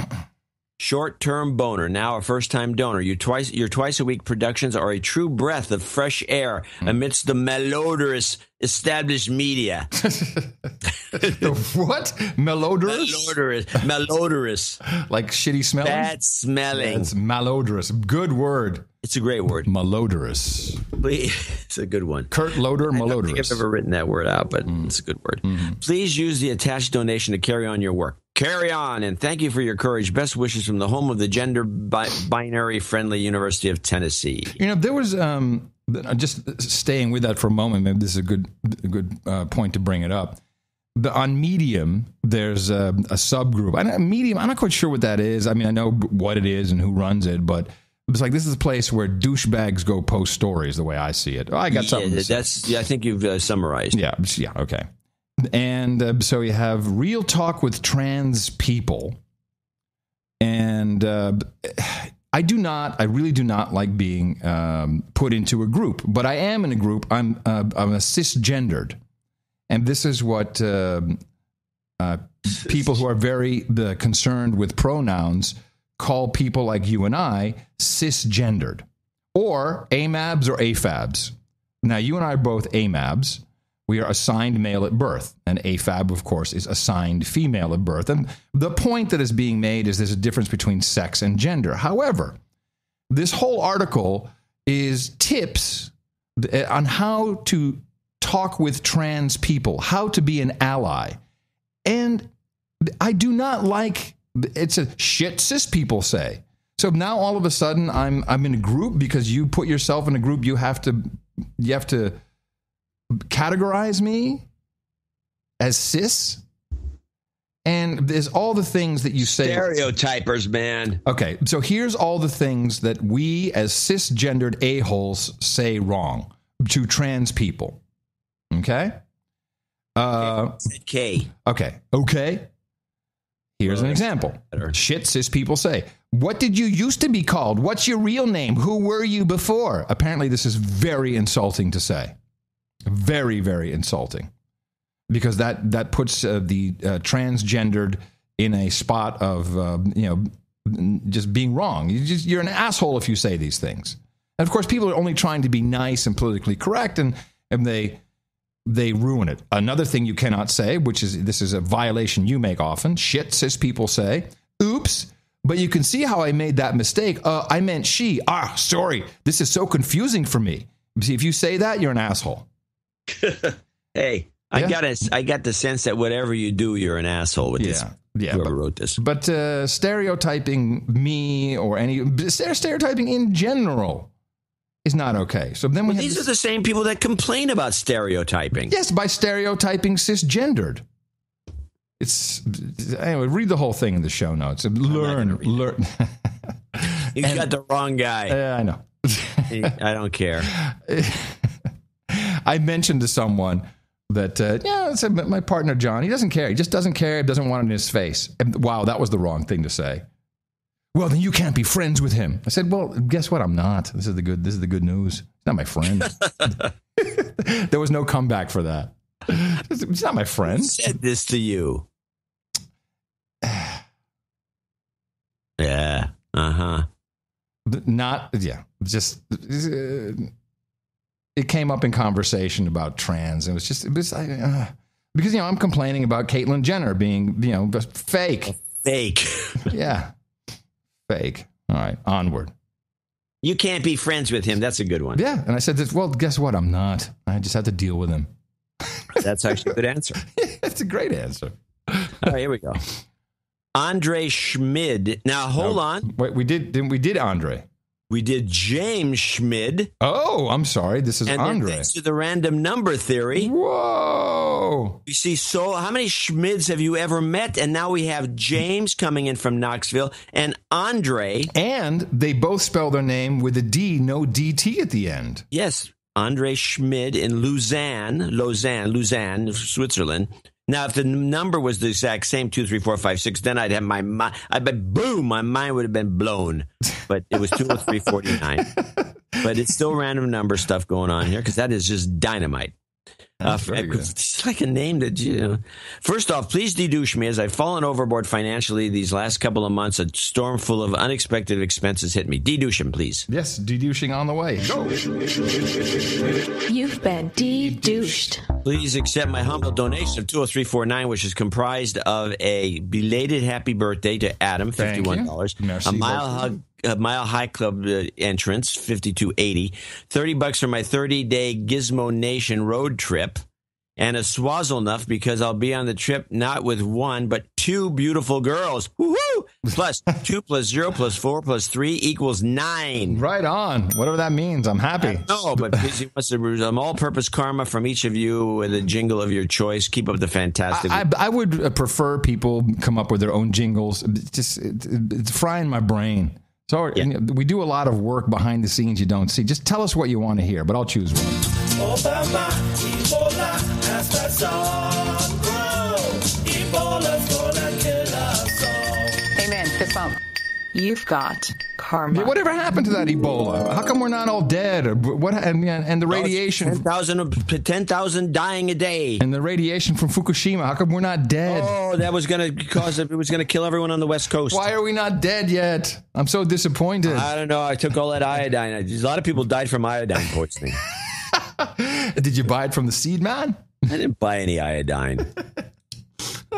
I know what it does. I know what it's for. It's a good idea. Makes your hands yellow. Well, I don't know. If you use too much, I'm sure it does ruin you. But it's just to keep your thyroid so it doesn't particularly want to go into cancer mode, which I guess it likes to do in a drop of a hat. Well, if I can find my cursor. It's usually attached to your mouse. There we go. Onward after the random number thing. Edward Herrera in Austin, Texas. That's your buddy. Don't you know everybody in Austin? Huh.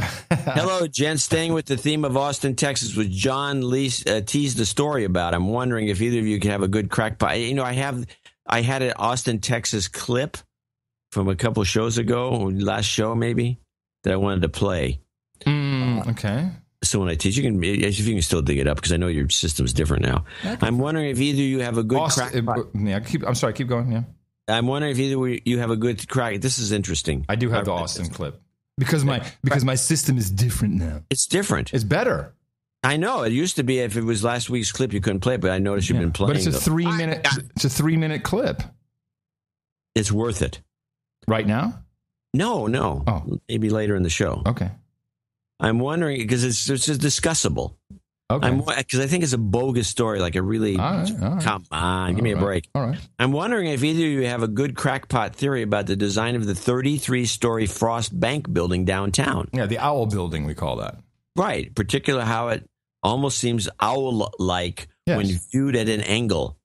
Could I please get birthday karma for turning 32 years young? Oh, please, don't do that. On 9/9. As well as the two drops, GGGG. 9999. Oh, it says GGG. You've now officially crossed over into old manhood. No, it says GGG on my computer. It says 9999. No, maybe it does. And the calm down, and the calm down followed by screaming. I need that screaming clip, by the way. 99999. Calm down. There you go. Nailed it. You've got karma. Yeah, we got that. I think that screaming clip is better than, unless it's the same one. What's that famous one everyone always talks about? The famous one? The famous scream. I don't know. Vander Helm scream or whatever it's called. Do you mean the painting? Somebody in the chat room will tell him what we're talking about. I don't know what you're talking about. This is a famous scream. Starts with a V. I'm always want to say Vanderchuck, but it's not that. Vaynerchuk, yeah. Scott Littler in Nashville, Tennessee, $200. Hey, citizen, shut up, science. Dr. K, you obey little girl boom shakalaka. Email with a couple of comments headed to Adam. That's it. Well, I don't know about no comments. Do I need to look that up? Nah, go shut up, science. You will obey. All right, so it's shut up, it's science. That's Dr. Kiki, right? Okay. Yeah. Let me see. Shut up, it's science. Yeah, is that the one? Yeah. And then what else? Oh, God. You will obey, and good one. And little girl. Okay. Do it enough. All right, let me see if I can do this. Shut up already. Science. You will obey. Boom shakalaka. Boom shakalaka. You've got karma. I think that is the cutest of all the boom shakalaka. That's Nick's kid.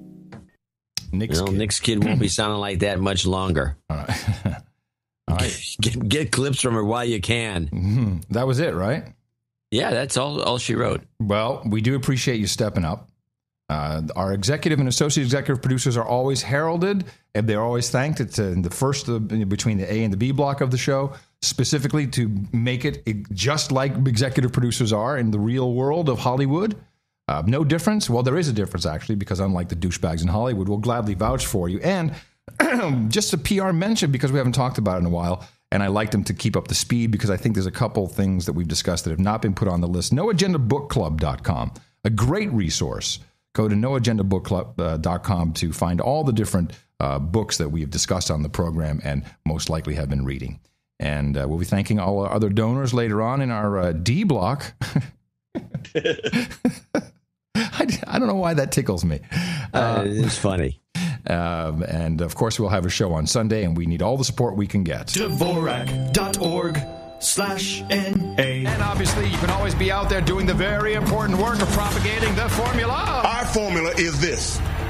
We go out, we hit people in the mouth.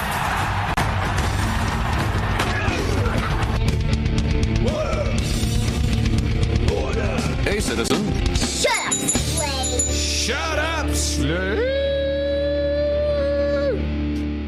Let me just restart this. Well, the stupid font on this thing looks like a 9. G, I mean. Looks like a G. Mm-hmm. fact, if you look at the G and this 9, they're the exact same. Yeah. That's children. And it makes nothing but sense. Someone wanted to go G. Children in first and second grade have problems identifying the difference as well. It does happen. Yeah. It does happen. Mm. Okie dokie. I have a little drone update if you're interested. Drone again. Yeah, we can drone again. I have a drone update. CNN, for some reason, thought it was interesting to provide us with a drone update, so we'll do that.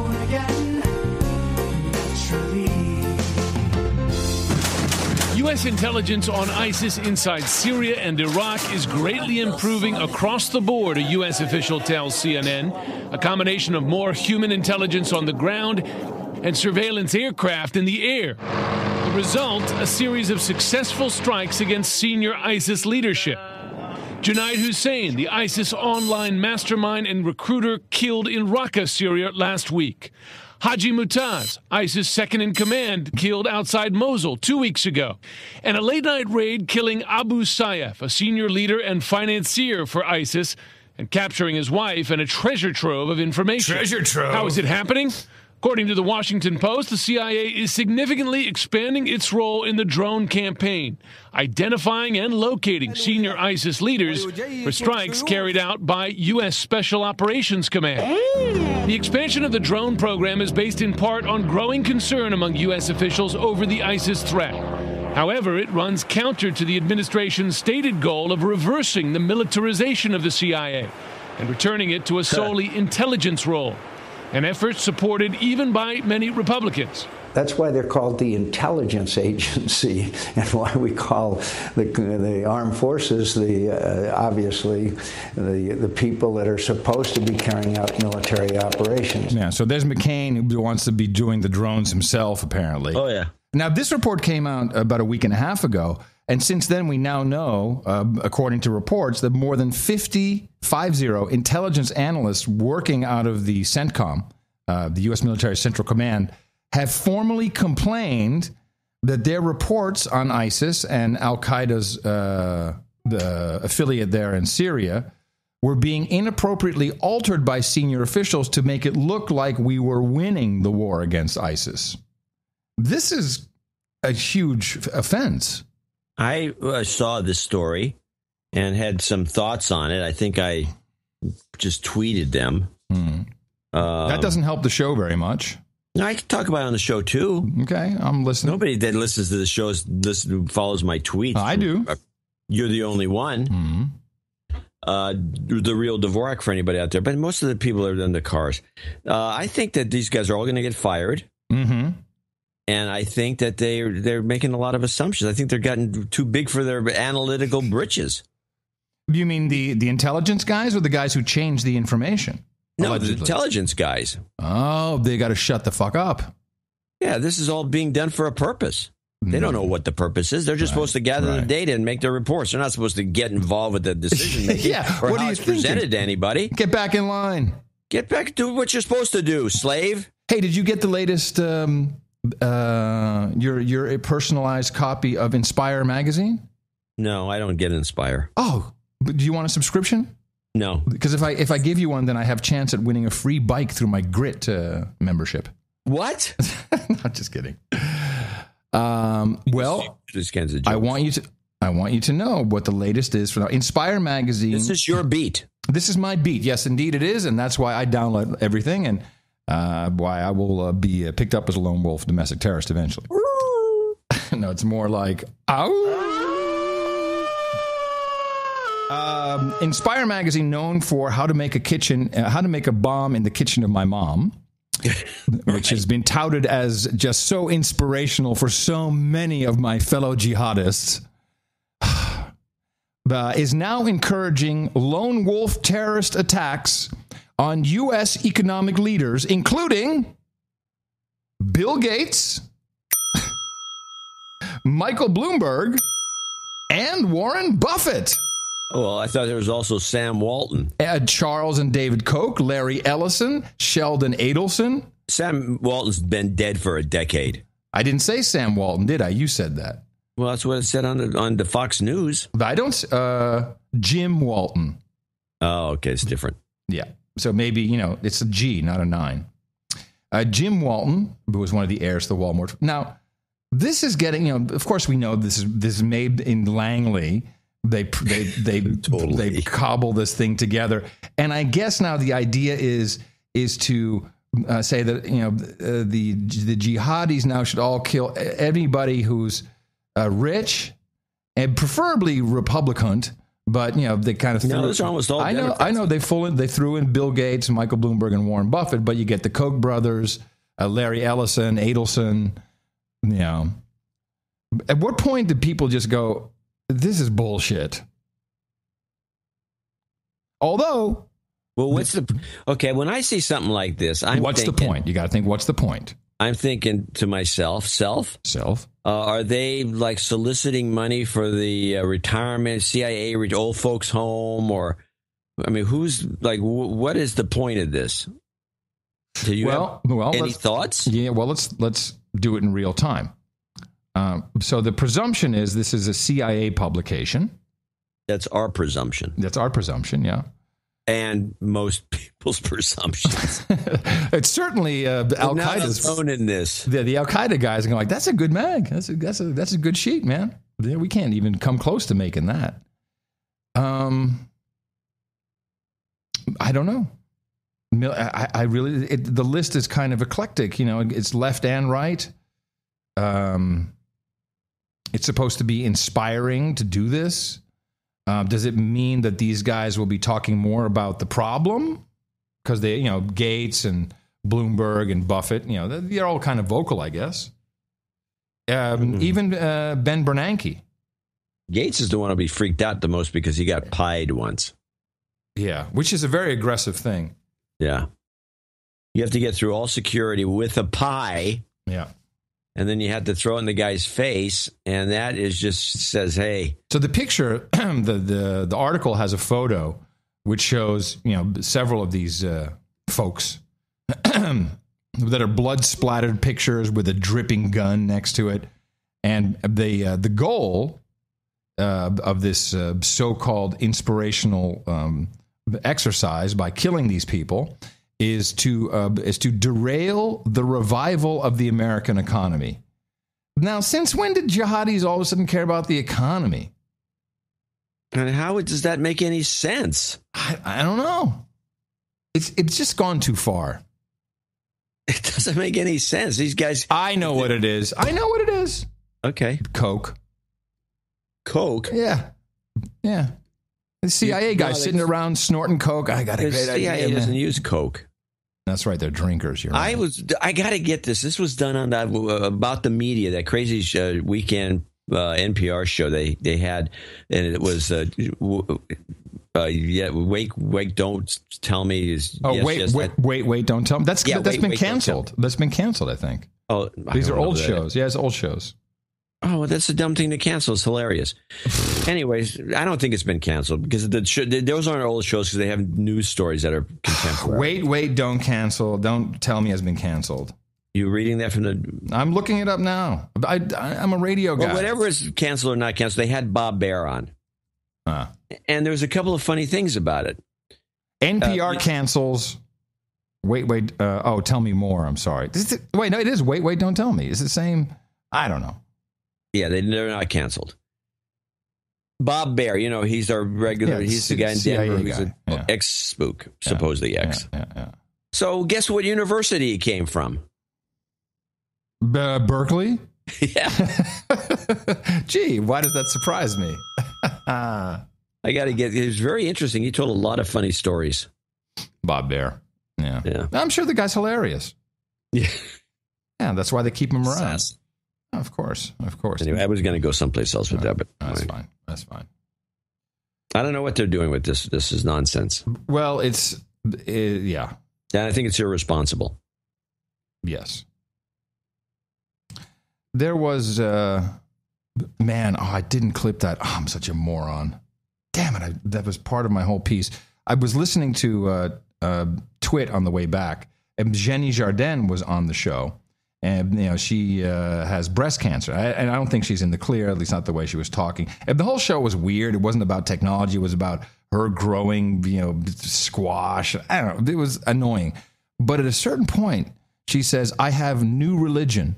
It is the science that doctors provide me. It was just, whoa, I was completely blown away. Yeah. That she said that, because I'm on the lookout now for the science is the new religion. And there was yes?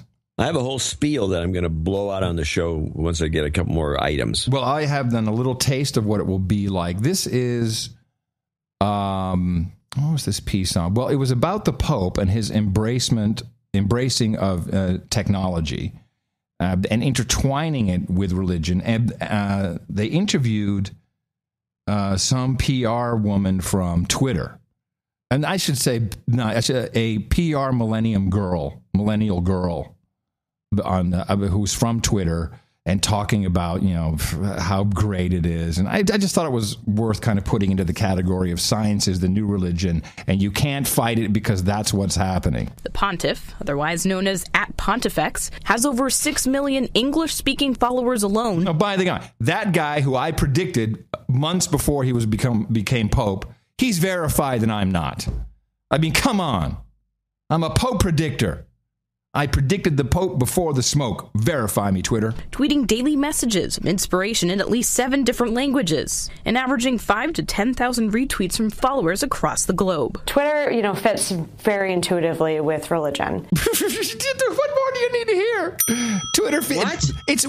Twitter is just like religion, you see. Well, go back and play that again. Oh, wait. The sub-clip. Wait until you hear the rest. The globe. Twitter, fits very intuitively with religion. It's short messages. It's a way for people to connect with their community. John, I had no idea. Short messages. Has she ever been to a sermon? Yeah. Short messages. What is it? She's never been to church. It's a way for people to connect with their community. I want to connect with my community. It's just like religion. It's perfect. You have your flock in your church. You have your flock on Twitter. Oh, kill me now. Kill me now. Your flock on Twitter. They should change it from followers to flock. That would be much better. People following you. In the Philippines, religious tweeters even went so far as to nearly crash Twitter's server. So that's bullshit. That the lady said, but nearly crashed the server. What is that? You don't nearly crash the server.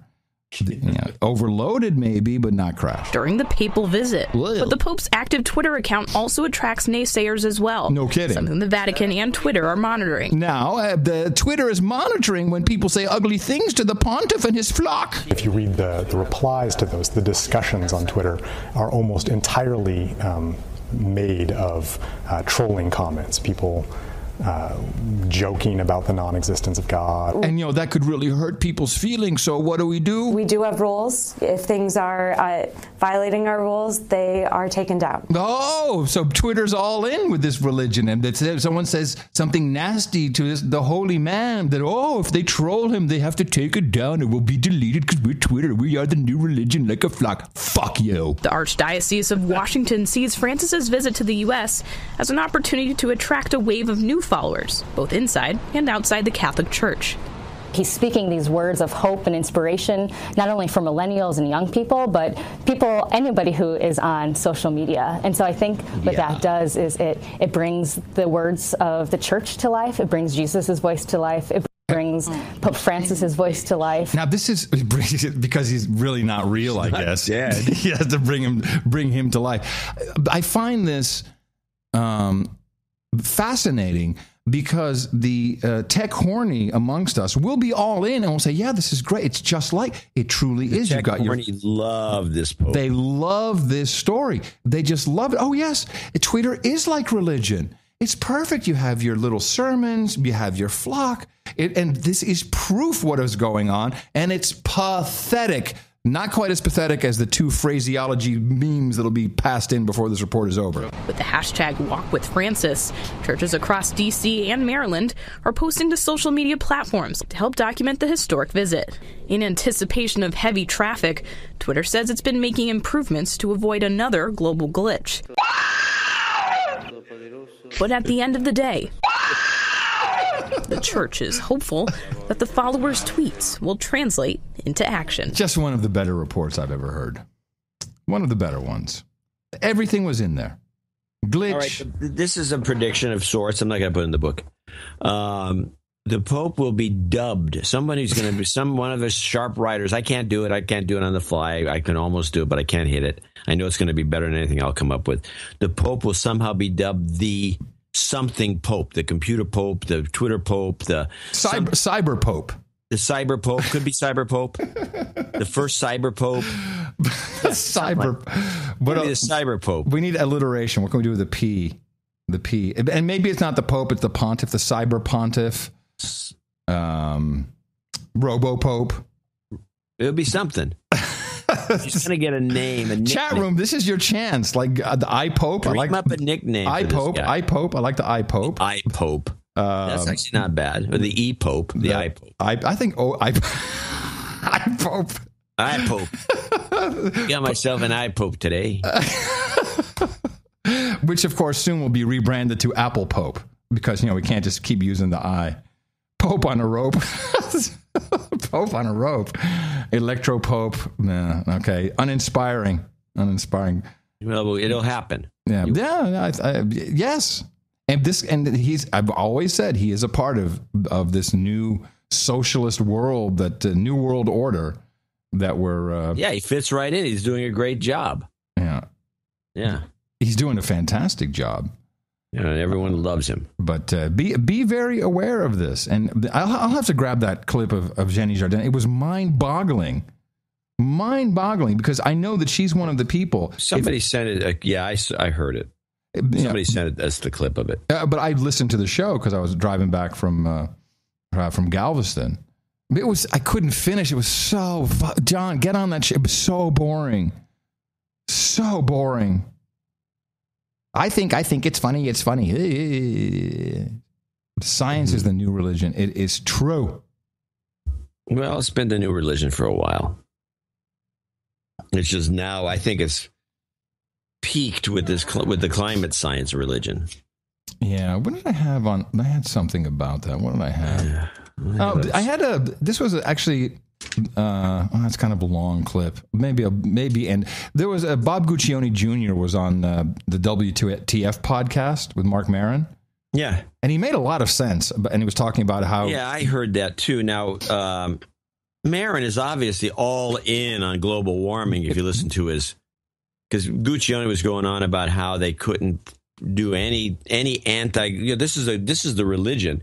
You can't say anything bad against the religion. Yes. And so he got almost his editors almost. Well, it's a very good clip. Do you have the clip? I have the clip. Yeah, you want to hear it? Yeah, let's play it. Yeah, if when we get tired of it, we'll stop. But it was good, and I like playing it because it's from another podcast. We don't get an opportunity to do that very often. When I had Discover magazine, I had editors quit because I did articles they found politically incorrect. Like what? Well, very early on, the whole climate. Now, what magazine this is again, John? Is it Penthouse? No, Discover. Oh, This is not Bob Guccione. This is his kid. Junior. Bob Guccione Jr. is what I said. Yeah. Change debate.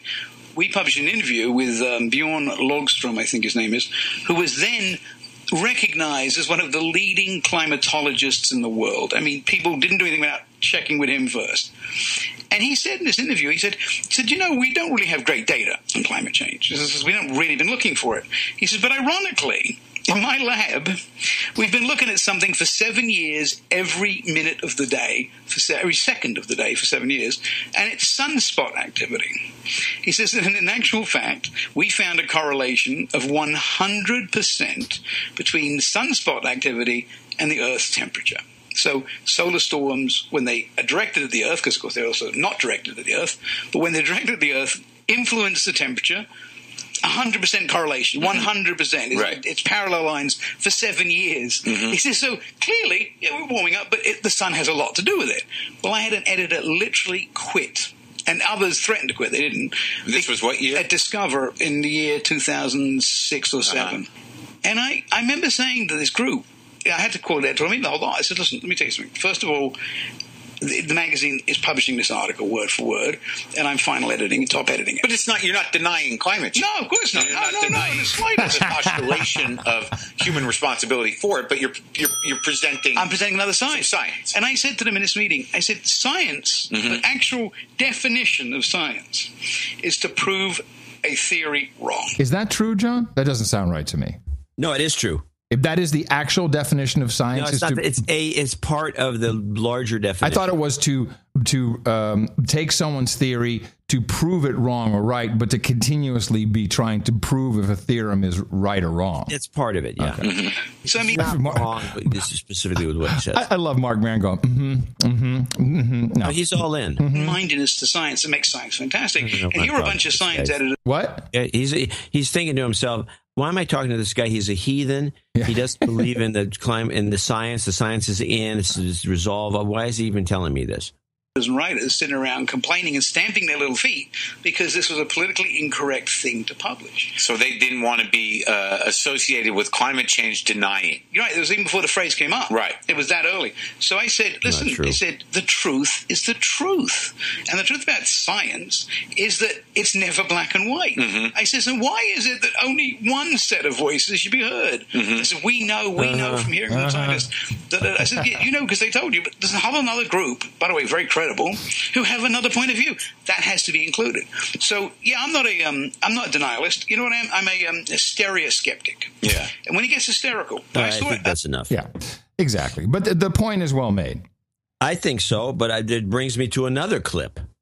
Okie dokie. It's like playing tennis with you today. Ping pong, baby. Table tennis. So Jerry Brown, talking about climate science. Really, you have to go there. Oh, this is a good one. These two clips are dynamite. Okay. So Jerry Brown decides that he wants the state. He is the governor of California. Governor Jerry Brown. We have people in other lands who used to be Moonbeam Brown. He used to be governor once before. Solely responsible for not having enough reservoir water in California. He's responsible for all the screw ups. Yeah. So he's decided that he wants to make everyone going to California buy electric cars, and we have to stop using gasoline. So he wants to pass a law where we have to use half as much.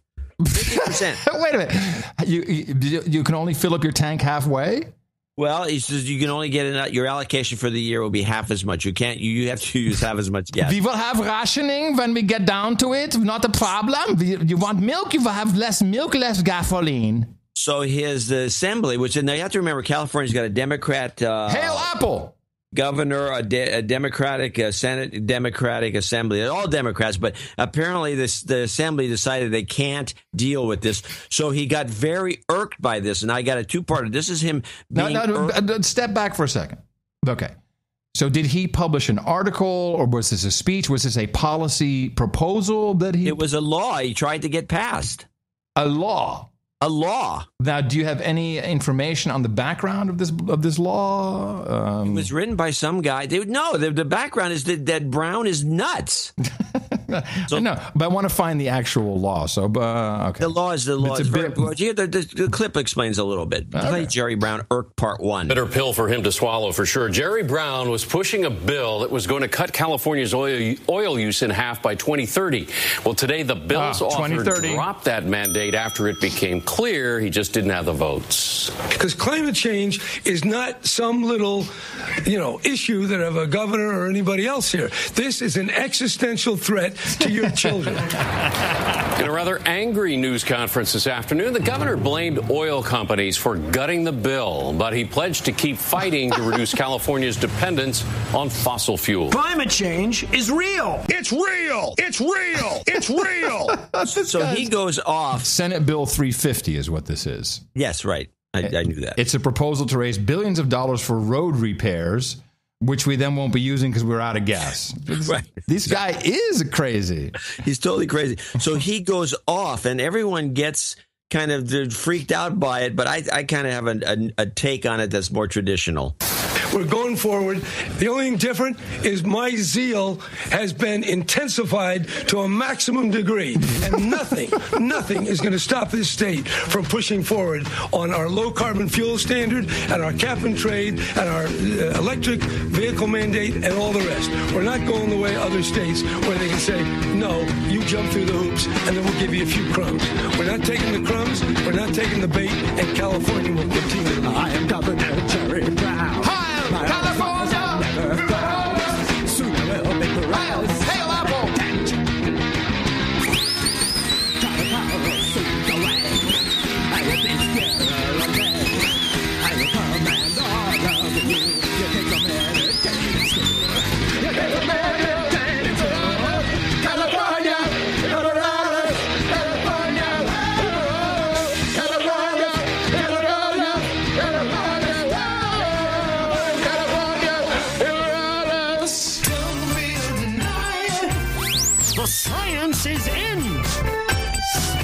Slow clap. Good work. Good work. That is JCD to the max, ladies and gentlemen. You do it every time with the same song, but I still love it. Dead Kennedys. Very nice. Good mix. I liked it all the way up to the post. That was good. Yep. Yeah. So section 2, section 1, the legislature finds and declares the governor has called for a new set of objectives in clean energy, clean air, and pollution reduction for 2030. Remember, what is our website? Is it 2030.org or? I don't know. I forget. It's been so one of those long. things that we have sitting there waiting to be exploited. Yeah. Well, I can't remember what it was. But yes, we knew that 2030 is the year that everything's going to happen, being used by politicians like Jerry Brown. These objectives consist of the following. 1, to increase from 33% to 50% the procurement of our electricity from renewable sources, which would be burning trees or nuclear, which actually nuclear isn't even renewable. It's just clean. It's reusable. To reduce today's petroleum use in cars and trucks by up to 50%. He says up to, which is fudgy-wudgy. So it could be 40, up to. Squishy. Squishy-squashy. What a doofus. Yeah, that's great. Well, was Elon Musk on Colbert last night? Did you see? I didn't have time to watch it. I was preparing for this show. Yeah, I didn't watch either. I watched the first one. The first one was terrible. Yawn. He's got not enough guests. It's not funny. It's not funny. It was nothing. It's just not funny. I like Colbert, but this show's not funny. Not funny. No, just and he's nervous. Well, yeah, I can understand. And the set is like from Ellen. It's just, like a vasectomy guy. It's like Ellen's show. It's like, it's got this kind of a soft pastel-y thing. It's the music, the theme song was like, what the hell's this theme song? It's for a morning show. Yeah, it was. And it didn't have no punch. It was lame. Hey, while we're on Moonbeams, wait, first before that, a big report from Miami, NBCMiami.com, although I couldn't find a video report. Headline, study. We are shifting to fewer, weaker Atlantic hurricanes. Oh, yes. Oh, wait a minute. Oh, yes. Oh, yes. A new but controversial study from the Colorado State University asks if an end is coming to the busy Atlantic hurricane season of recent decades. Well, no, it's been over for a decade, but okay. The Atlantic looks like it's entering into a new, quieter cycle of storm activity. Like in the 70s and 80s, 2 prominent hurricane researchers wrote Monday in the journal Nature Geoscience. Now, I'm okay with this being a scientific piece of work because you're supposed to challenge the status quo, and they say, hey, look, our research shows that it's not going to happen that way. The only problem is when we point out the obvious that we haven't had huge hurricanes for a decade, then we're conspiracy theorists, climate change deniers, and you hate the Jews or whatever. It's always something like that. So, okay. I guess that climate change is going to skip, and El Nino is also going to skip the hurricane season. I don't know. Yeah. But here is Tom Vilsack. Now, for some reason, I keep picking up clips on him. He is our Secretary of Agriculture. You recall he was talking about the government fully committing the slaves in their Schule to 3 meals a day and a snack, which, of course, will make them mistrustful of their parents and pretty much divorce the kids from the parents, make them good little human resources for the state, for the uber lords of the state. And now state exploitation. Now he has some ideas on how you can get kids to eat their veggies. Yes, I said veggies. Sometimes by naming the particular vegetables with cool names, you can actually encourage young people to participate and take more of carrots than they would otherwise. Now, do you... So he's giving parenting advice now, Johnny. But you have reared a few children. Yeah. I have reared one. Yeah. But what if you were taking the advice of our Secretary of Agriculture to help kids take carrots into their digestive system, and you want to give it a cool name? Yeah. What would the name be, and what would the tactic be that you use to convince the children? And I will give you a hint. It's a huge lie, So he's not just saying make up a cool name, but actually lie to your children. What do you think that would be? A carrot name to sucker some kid into eating carrots with, I mean, you can make them eat carrots by pureeing them and then putting a lot of butter in there. Yeah. That will usually do a little salt. And but if you wanted to just make them eat a carrot, like a raw carrot or even a cooked carrot, and you wanted to give it a fancy name. No, a cool name. A cool name. And mind you, he doesn't say it, but you also are going to lie to your children. Okay, I'd say Super C. Of carrots than they would otherwise take if you tell them that it's X-ray carrots, that they'll have X-ray vision by eating carrots. It may be. There you go. What? Yeah, you say they're X-ray carrots and you get X-ray vision by eating them. You don't want to tell the kids this. I think you're full of crap all the time. But you have to take the two in sequence. Hey, man, I ate the carrots. I can't see through anything. Where the government now wants to feed your children. And apparently they're going to be telling your children, these are X-ray carrots, kids. They give you X-ray vision. This is the government. This is bad. That they'll have X-ray vision by eating carrots. It may be the way in which it's displayed. It may be the way in which who is serving it. There may be opportunities for contests and so forth that can encourage more participation. Hey, everybody, welcome to Z100, Caller 100. Hey, you can eat some carrots today. Tell me what's going on. Who will you have on the line? Hello? It's Shaquanda. Hey, Shaquanda, how you doing? Have you had your carrots today? I don't like carrots. But don't you know they have X-ray vision? They are X-ray carrots. Hey, hey! Yeah, you could do that. What a dick. Total dick. Speaking of crazy radio, this is just to show you how fantastic it is that you support the best podcast in the universe, even though we don't talk about it because we consider it to be a local news story. 2 Missouri radio hosts were suspended. Yeah. And this is KTTS-FM, KSG-FM, FM, and KSG-FM-AM. Hooray in the morning, everybody. They were discussing amongst themselves on the show, said, hey, you know, this might have been some kind of hoax, this shooting to, to influence gun legislation. Boom. They're taken off the air. Taken off the air. If this doesn't prove that you need to be supposed to be supporting your No Agenda show, I don't know what does. I'm going to show my support by donating to No Agenda. Imagine all the people who could do that. Oh, yeah, that'd be fab. Yeah, on No Agenda. In the morning. Sir Boys of West Oz, want to thank him right off the top in Perth. $151.51. And you got something here. Let me click. Yeah, he wants to just a belated happy birthday to you. So there you thank have you it. very much. Daniel, oh, by the way, so I had Luke Nichols, the guy who runs the Epic Brewery in New Zealand. Oh, yeah, you tasted some of the Epic No Agenda beer. I have a bunch of bottles. You smuggled them in. Oh, I want. Yeah, I'll get you one. And that's what I asked him about. One? How about half? I mean, one. How about half the supply? What do you now? You're welching on me? I'm not welching on you. You said I'll get you one, but you have a couple. I'll get you one. How many bottles do you have? I got 6. Well, give me 3. I met with the guy. He's here's what's going to happen. This may actually be an imported item. Mm-hmm. They've sold so much no agenda beer that he's had to make a second run. You're kidding me. No. This is dynamite. He came up with a formula that's really apparently a brown ale. Our formula is this. We go out and hit people in the mouth, and it tastes good. Yes. And the whole bottle's got memes on it. It's crazy. Yeah, we've posted a picture of it before in the show notes. Label. It's beautiful. And I've seen it on tap. There's a picture of it on tap. This guy is like the brewer. This is not a slouch.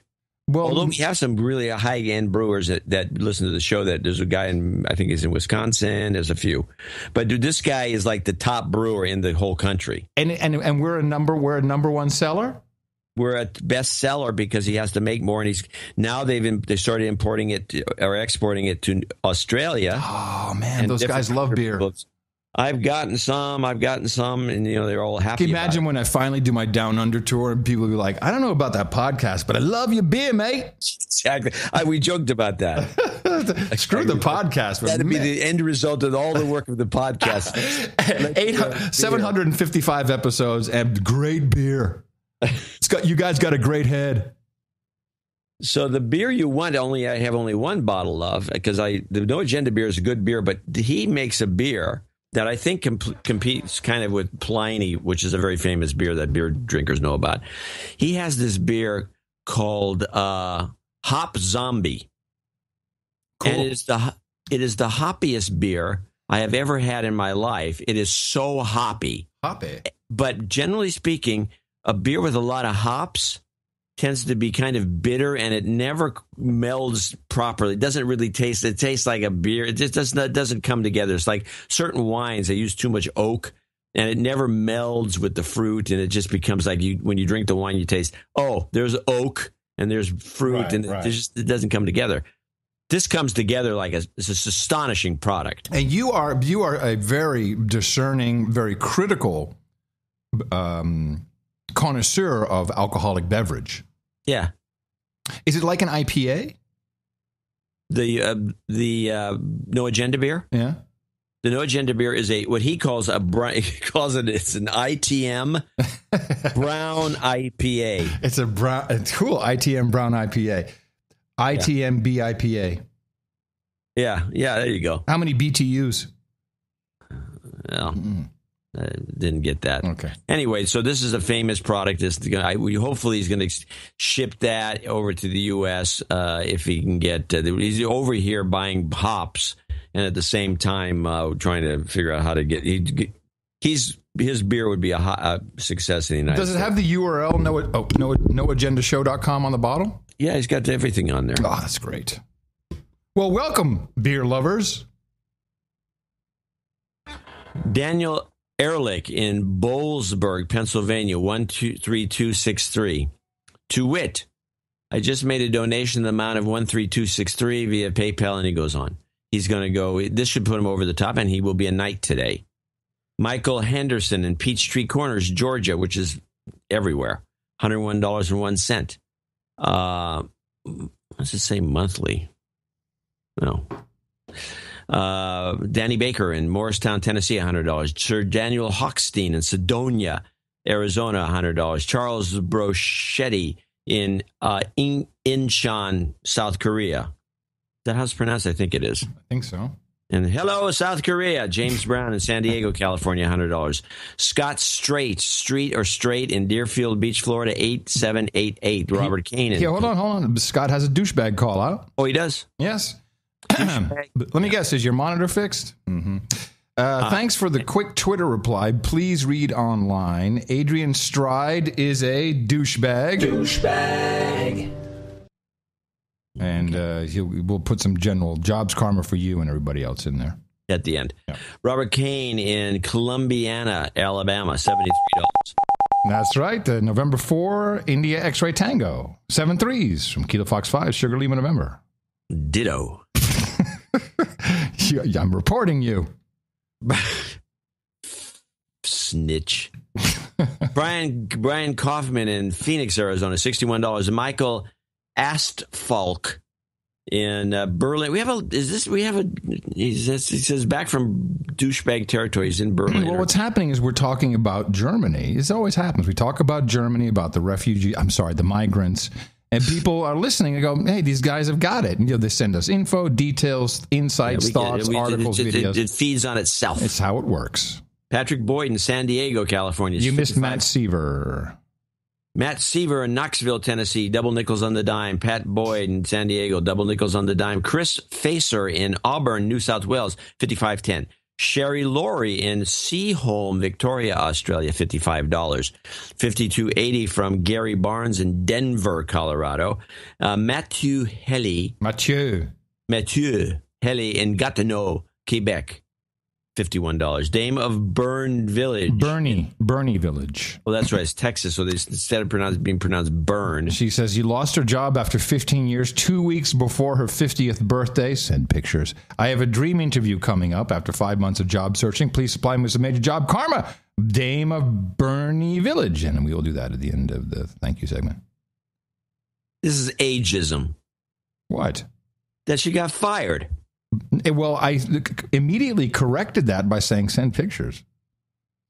No, not talking about that. I'm talking about the reason she lost her job. I'm not talking about you wanting pictures. If she's 60, you want pictures.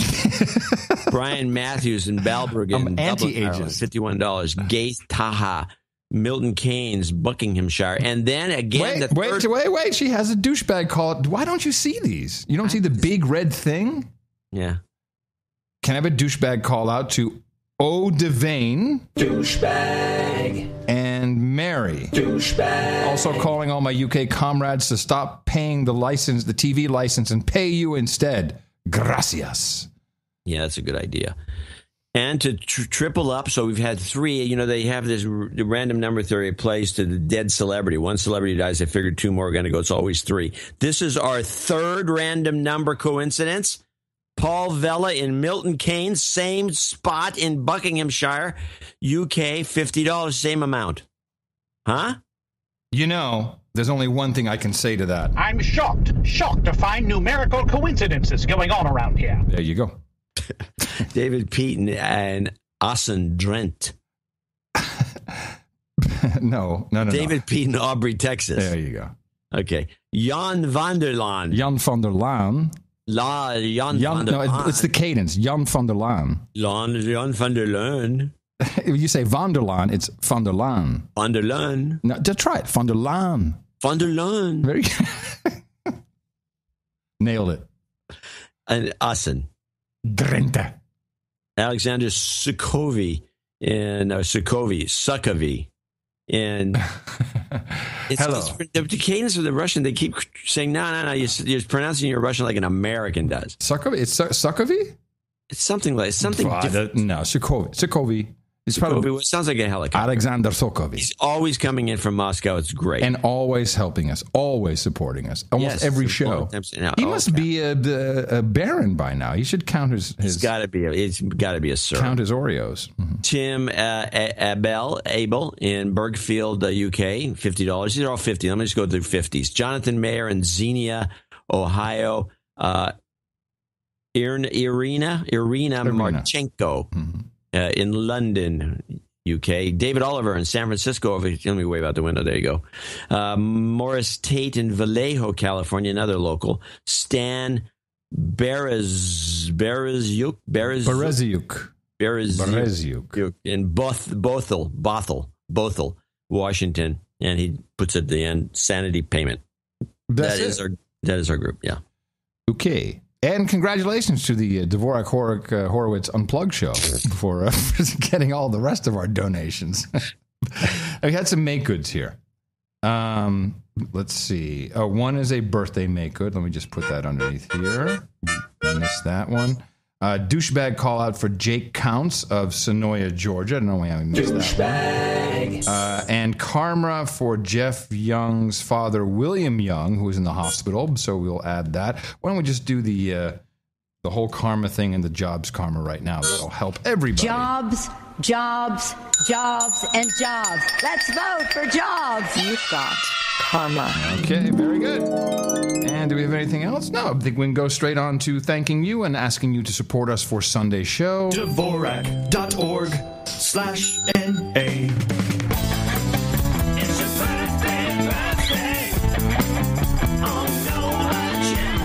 Says happy birthday to her daughter Rachel. She'll be turning 22. Ryan Shellnut says happy birthday to his son William.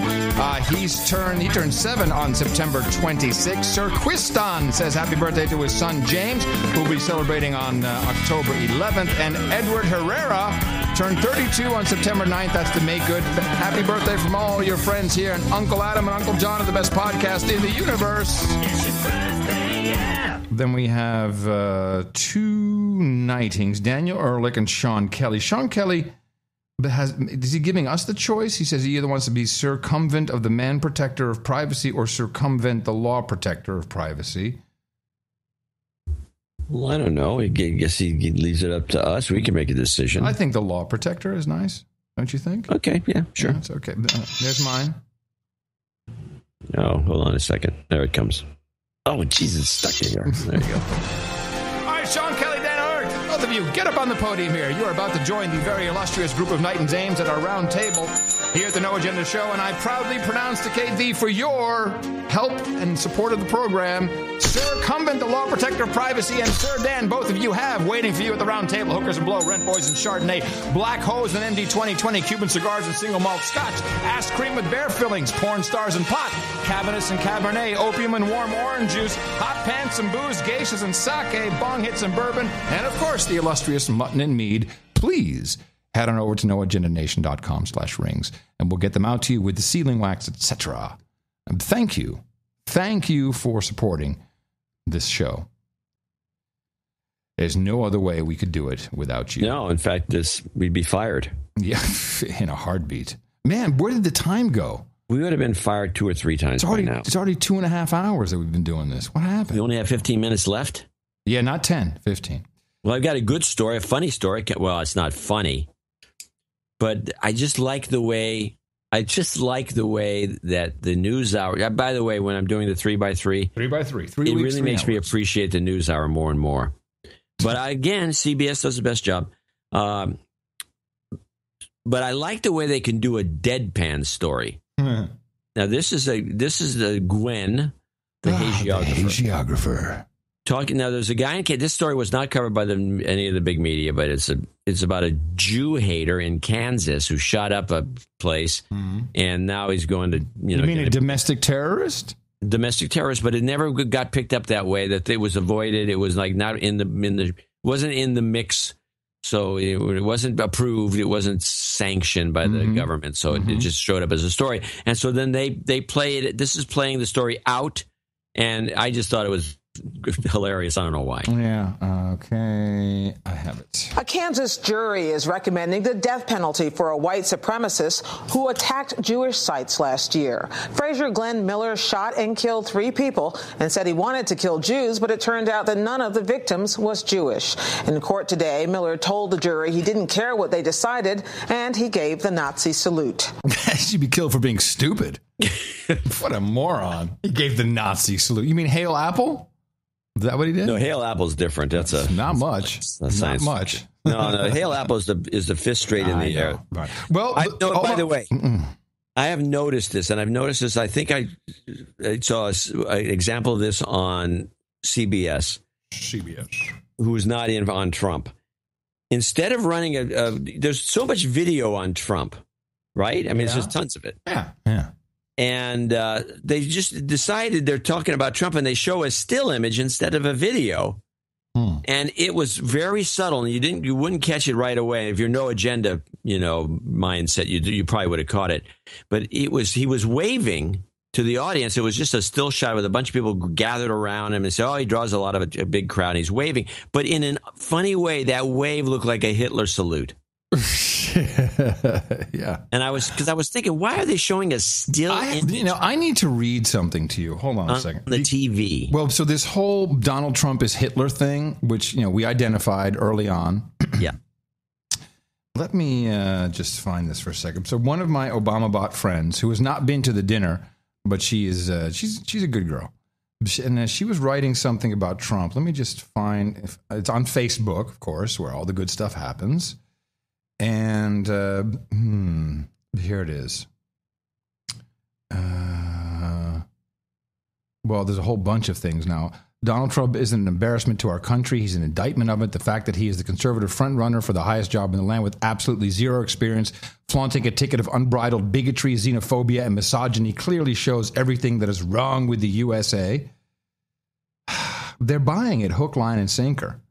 But I want to find where is the Hitler thing? People are voting for Hillary anyway. But I find it sad. Here it is. It's about the handwritten note that Trump sent to Kareem Abdul-Jabbar, which was, it's like a non-story who gives a crap. I'm not even going to read the note. That's not interesting. But the comments that, here it is. What did he say in this? I don't know anything about this note. Non-event. Oh, okay. Kareem Abdul-Jabbar had written in an op-ed for the Washington Post, took issue with the infuriating media manufactured narrative that Bernie Sanders is to the left where Trump is to the right. But anyway, so Trump sent him a note back and said, this is why people hate you. You're stupid. Something like that. Oh, but here it is. Kareem, now, fucking popovers.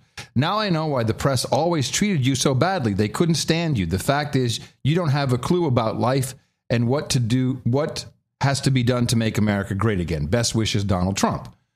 So that's funny. It's not horrible. But here's I call her my friend.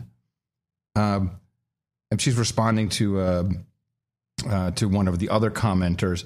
The media is either ignoring or has been bullied by his Trump tactics into looking the other way when it comes to spotlighting the effect that Trump is having on his base and exactly who his base is. Giggling at the audacity and sheer lack of self-control on Trump's part is probably not the warranted response. I should be and am terrified of this man.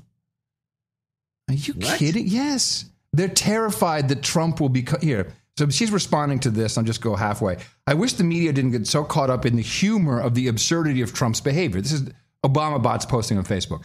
They overlook and underestimate the really dangerous and ugly people that he's emboldened. He has been endorsed by neo-Nazi groups and white supremacist organizations. I really don't think he stands a chance, but there are so many people who think that way and admire his arrogance and coarseness concerns me. The media should be shining a light on that rather than making light of his egomaniacal behavior. There really is nothing funny about the way he thinks and the people who follow him. We're all going to die. These people really think that, Trump is leading the Nazi party or something. Well, they've always thought the Republican Party was the Nazi party anyway, so it falls right into their narrative. There's that. Their definition of the world. Well, people like this are being frightened every single day. In fact, this is in Arizona. Now, the report is they have nothing. So this is why the report is all man on the street stuff, which is all really, a bit sketchy. But apparently someone is shooting up or throwing bricks onto the I-10. They're shooting on in Phoenix. Yeah, on the I-10. But now what's interesting is the report sets it up as domestic terrorism, yet the police constable or whatever doesn't actually use the word domestic. In Arizona, fears are growing that a sniper could be on the loose, taking aim at drivers on the highway. The 10th incident in 12 days today, and authorities say at least half of the vehicles targeted were hit by gunfire. State police calling it a case of domestic. See, half. The other half were hit by bricks and other things, which could be totally unrelated. Terrorism. And there's domestic terrorism. National correspondent Miguel Almaguer has the latest. Hey, Miguel. What's Tonight, up? Many drivers are asking, is this the most dangerous roadway in the nation? The I-10 through Phoenix, Arizona, where vehicles have been targeted by gunfire or projectiles. This rear window shattered this afternoon. The driver not injured, but rattled. Somebody will get hurt or somebody will get killed if this continues. The director of transportation is warning the public, be vigilant. Anytime that you have multiple shootings against American citizens on a highway, that's terrorism. They're trying to frighten or kill somebody. But he doesn't actually say domestic terrorism, so it's just kind of being floated into the domestic terrorism realm. The rash of shootings in Phoenix began August 29th. 7 incidents along Interstate 10. Hey, John, why do you think he's yelling at us? It chops, it grinds. Why is he yelling at us? 3 others in the area. Hey, he's yelling. He's yelling, be afraid, be afraid, be afraid. The one location hasn't been disclosed. The involved parties advising their window was possibly shot at. Be very afraid, be very afraid. At least 5 vehicles were hit by gunfire, shattering windows and headlights. They did a shitty job on this. Where's all the sound effects? CNN does this so much better. I'll sweeten up his. He needs to sweeten this up a little bit. Obama said this is no good. Hold on, let me just get this ready. My goodness, I can't believe. And they don't have any of the like this. They need to put that in there. These guys need the Curry Dvorak Consulting Group. Against American citizens on a highway, that's terrorism. They're trying to frighten or kill somebody. The rash of shootings in Phoenix began August 29th. 7 incidents along Interstate 10. 3 others in the area. The one location hasn't been disclosed. The involved parties advising their window was possibly shot at. At least 5 vehicles were hit by gunfire, shattering windows and headlights. One lodged into the bus Robert McDonald was driving. I came literally. Was the guy's name Ronald McDonald? You're kidding me. Hold on. I think it was lodged something else. into the bus Robert McDonald was driving. I came literally 24 to 36 inches from losing my life. McDonald literally 36 inches from losing my life. Blown on the road when he heard the single gunshot. When they found the bullet in the seat right behind me, yeah, I almost fainted. Hundreds of thousands pass through this stretch of urban roadway every day. Drivers here are on edge. It's cowardly. It's not right. Even our camera crew questioned as they stopped to record video along the interstate. Janelle Brannick remembers the Beltway sniper from when she lived in Maryland 13 years ago. I know. This guy's yelling and screaming. I know, he's yelling. Is the worst guy. This is NBC has these kinds of reporters. Richard Ingalls a shouter. He shouts at you. Shouter. Pukers. And what really bothers me is that they have these, like you said, the man on the street thing. This was developed. Adam Curtis did a little movie about how the news media has gone. And we talked about this a lot on the show. The news media has gone and finds some random guy on the street. You find some dummy in Texas and let him say something, and you make that part of your news report instead of screw having experts. Let's see what the public thinks about this. It doesn't bother me so much because you get so used to it. But when you use that as a basis for quoting. I find it very, very disturbing, and this is what Bill Maher did. Yeah, exactly. On his last show. You have a clip? And then he quotes somebody who called into a radio show. Any random person can call into a radio show and say whatever they want. You can't be honest intellectually and quote them. You don't know if they're a Democrat posing as a Republican. You have no idea. And then to associate the guy with Republican when you don't know is just, to me, this is really the basic disturbing aspect of this a-hole. But listen to this. What about camps? Maybe we could have camps. There was a guy on the radio who said that the other day. We should, if they stay and we try to send them back and they don't go, we should make them slaves. Like Germany. The problem that the Republicans have is that it's bad rhetoric, it's divisive, and he's their guy. He's their guy. He's their guy. What's divisive is you, lady. Who was that? Some local divisive. Politician from Washington is trying to run for Congress. She's okay. So, most importantly, what has happened to society, and Gitmo Nation proper here in the United States is right up front, you're given these phony baloney choices. Right, left, red, blue, Democrat, Republican. It's just phony baloney choices. The Jets, the Rams, whatever. It's all dumb choices. And you think that you're living your life, but you're not. You're not. Did you see any of the Planned Parenthood? John and I have a pretty big expose coming up that we're working on about Planned Parenthood. Enough said there, I think? Yeah, I think so. Yeah, pretty interesting. To both of us, jarring. Yeah. Well, it's only jarring for a second, then you go, oh, wait a minute. Yeah, makes total sense, but I need to get up to speed on a few things. John's a little ahead of me. I just want to make sure we have as much of the facts down as possible, which will be good. It'll be good. It's a very no agenda deconstruction and analysis. Meanwhile, there were hearings on the Hill, HOTH, hearings on the Hill about Planned Parenthood and funding or defunding. And this guy, Franks, he's a Republican from, where's he from? I think he's from Arizona. And I just loved his news biteable little sound clip here that is just, the guy's really good. Theater of the mind, ladies and gentlemen. One of these videos describes an incident where one of Planned Parenthood's employees calls one of the younger employees over to witness something that was, quote, kind of cool, unquote. That one of the baby's hearts was still beating. Cool.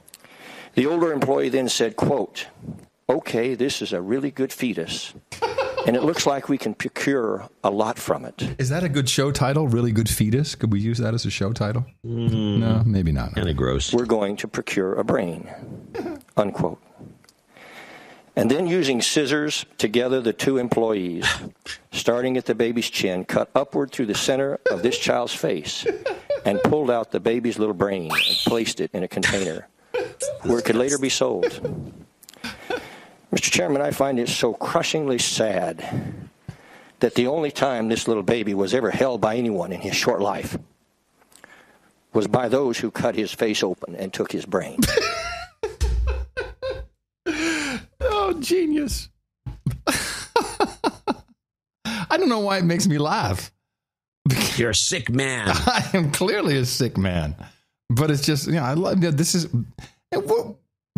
we got bigger fish to fry is what I'm thinking, but okay. There's something amiss with some of the stuff. Yeah. We have a no agenda. This is yours, I believe. You could like to harp on it. There is a no agenda meme that is expressed by the black intellectual Thomas Sowell. Hold on. Less than 10 minutes to go. Okay? Okay. And see if you can spot it. Now, he showed up on Sowell is a syndicated columnist that has always been the number one voice of the right-wing black guy. And he showed up on Hannity, and he dropped the no agenda meme in there. And I said, What's the clip? What would it be called? The clip is Thomas Sowell. Sowell. Okay, gotcha. Lives matter. All lives matter. Then he apologized for saying all lives matter. But what do those boos tell you, Professor? I think that this is a movement which has its desire to have power and prominence, and logic doesn't mean much to them. And I'm afraid that no lives really matter very much to them if they can do this. Very nice, sir. Hashtag no lives matter. That is indeed, he's clearly a listener. Good guy. 8 more days, John. More days?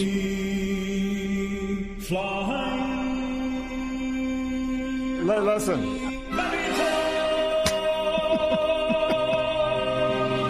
The Flying Burrito.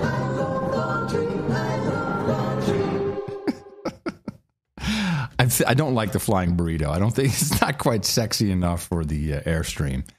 But I want to give us a little update on what the plan is for the I Love Laundry tour, taking the show on the road, coming to a couple states, really. We're going to make it's going to be short, and we're going to turn around and do something, we're not going to get up to Canada. I'm not going to get up to Canada.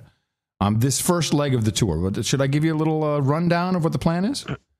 Are you one of those guys who can get kind of close to Canada and say, hell with it, I'm going to Canada? No, because I have to be in New York October 2nd for the panel I'm on, the Future Broadcast Radio. Are you one of those people who can say to yourself, instead of making this run up the gut, I'm going to take the trailer to New York?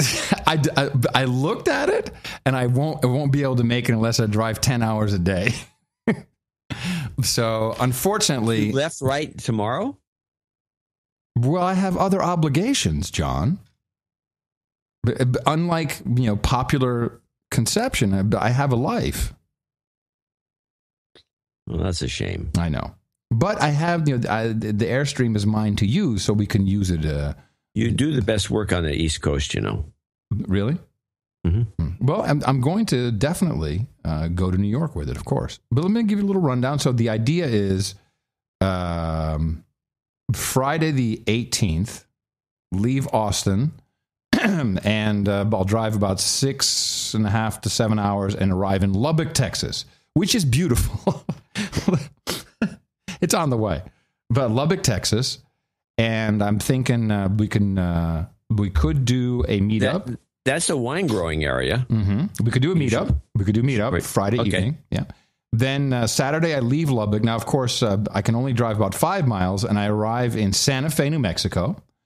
And then at that point, I will be doing prep for because I'm driving myself, so I can't do stuff while driving. Then on Sunday, of course, do the show. After the show, I'd like to do a meetup in Santa Fe. Then leave Monday. So you're not taking Tina the Keeper? She's joining up with the tour later. Stay with me.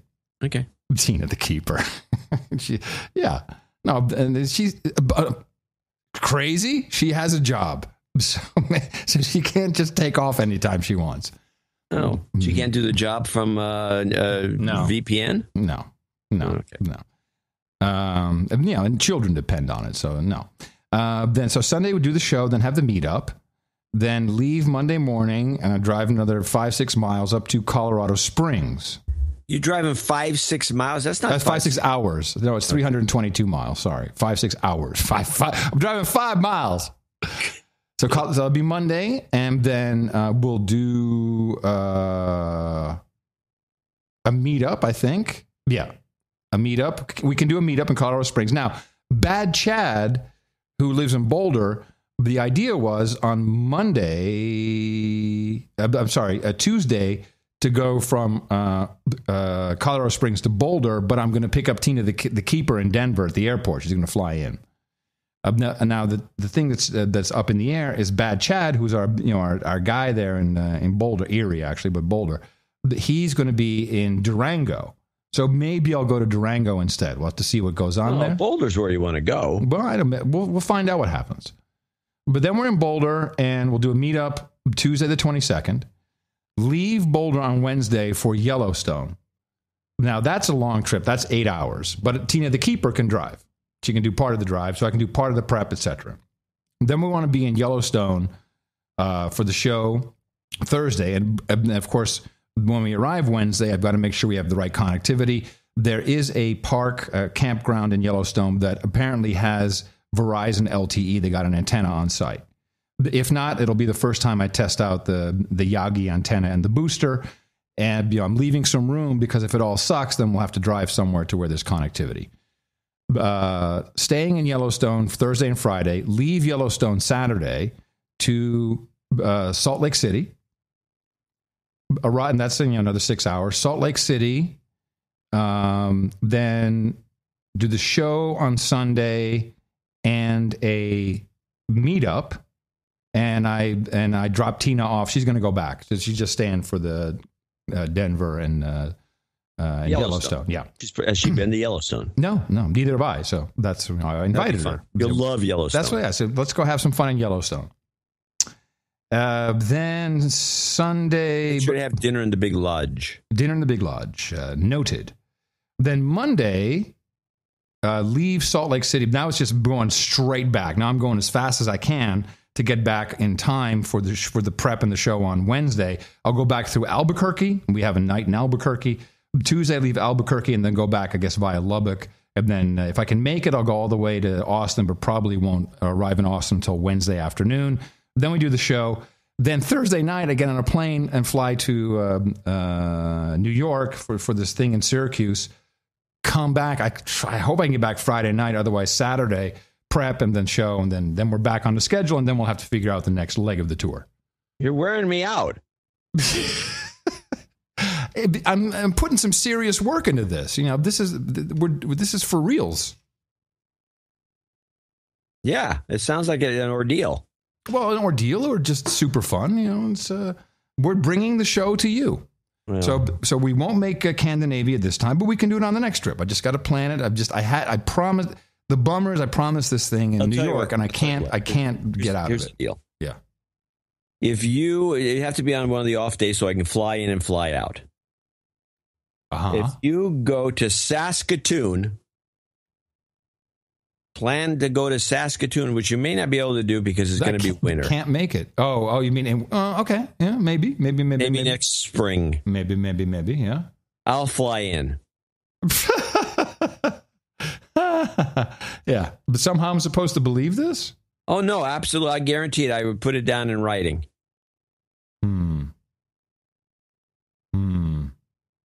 It's on my bucket list. Saskatoon is the Paris of Canada. It is indeed. And I want to go there. Okay. All right. Then we'll have plan a nice on Canadian meetup. Probably about 2 or 3 people show up. Mm-hmm. And that would be cool. Well, we will count on it. Okay, so that is in the works. I'm excited. I think I've figured I know how to do everything. I could control the trailer. It's all good. And I'm looking forward to meeting y'all out there. And of course, what I'd like to have, now that I've given you the schedule, but I'd like to have some people organize these meetups because we need all the help we can get on doing that. Yeah, well, you need all the help you can get driving around those mountains in Colorado. Yeah, I could use a lot of help for a lot of things. That's why I'm in therapy. But we're working on it. And that wraps up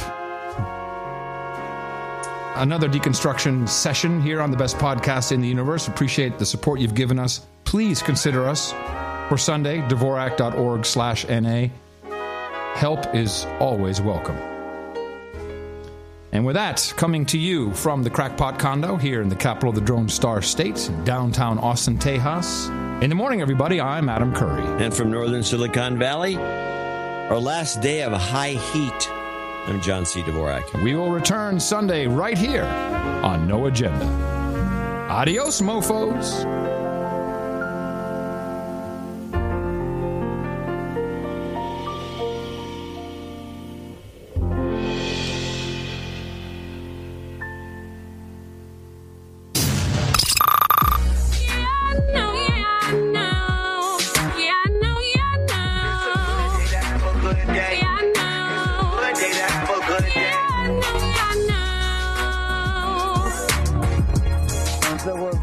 Crusade. Flying.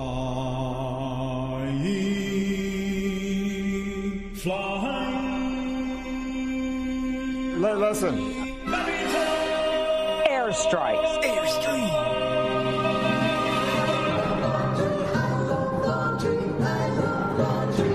Flying. It's not respectful. Flying. Bomb them. No. I'm sorry. Bomb them. Shame on you. Bomb them again. Can we have this person removed, please?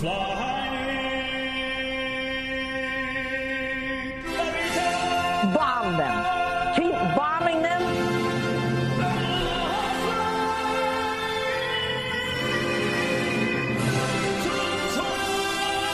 My house.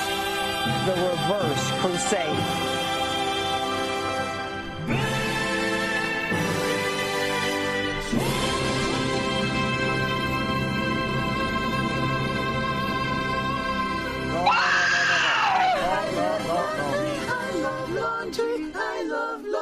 Well, it certainly doesn't make me feel good. And wash your hands after touching any raw meat. How about a parasite baby? How about a bloodsucker baby? How about a vampire baby? How about a freeloader baby? Adios, mofo. The best podcast in the universe. Amen. Fist bump. Dvorak.org/NA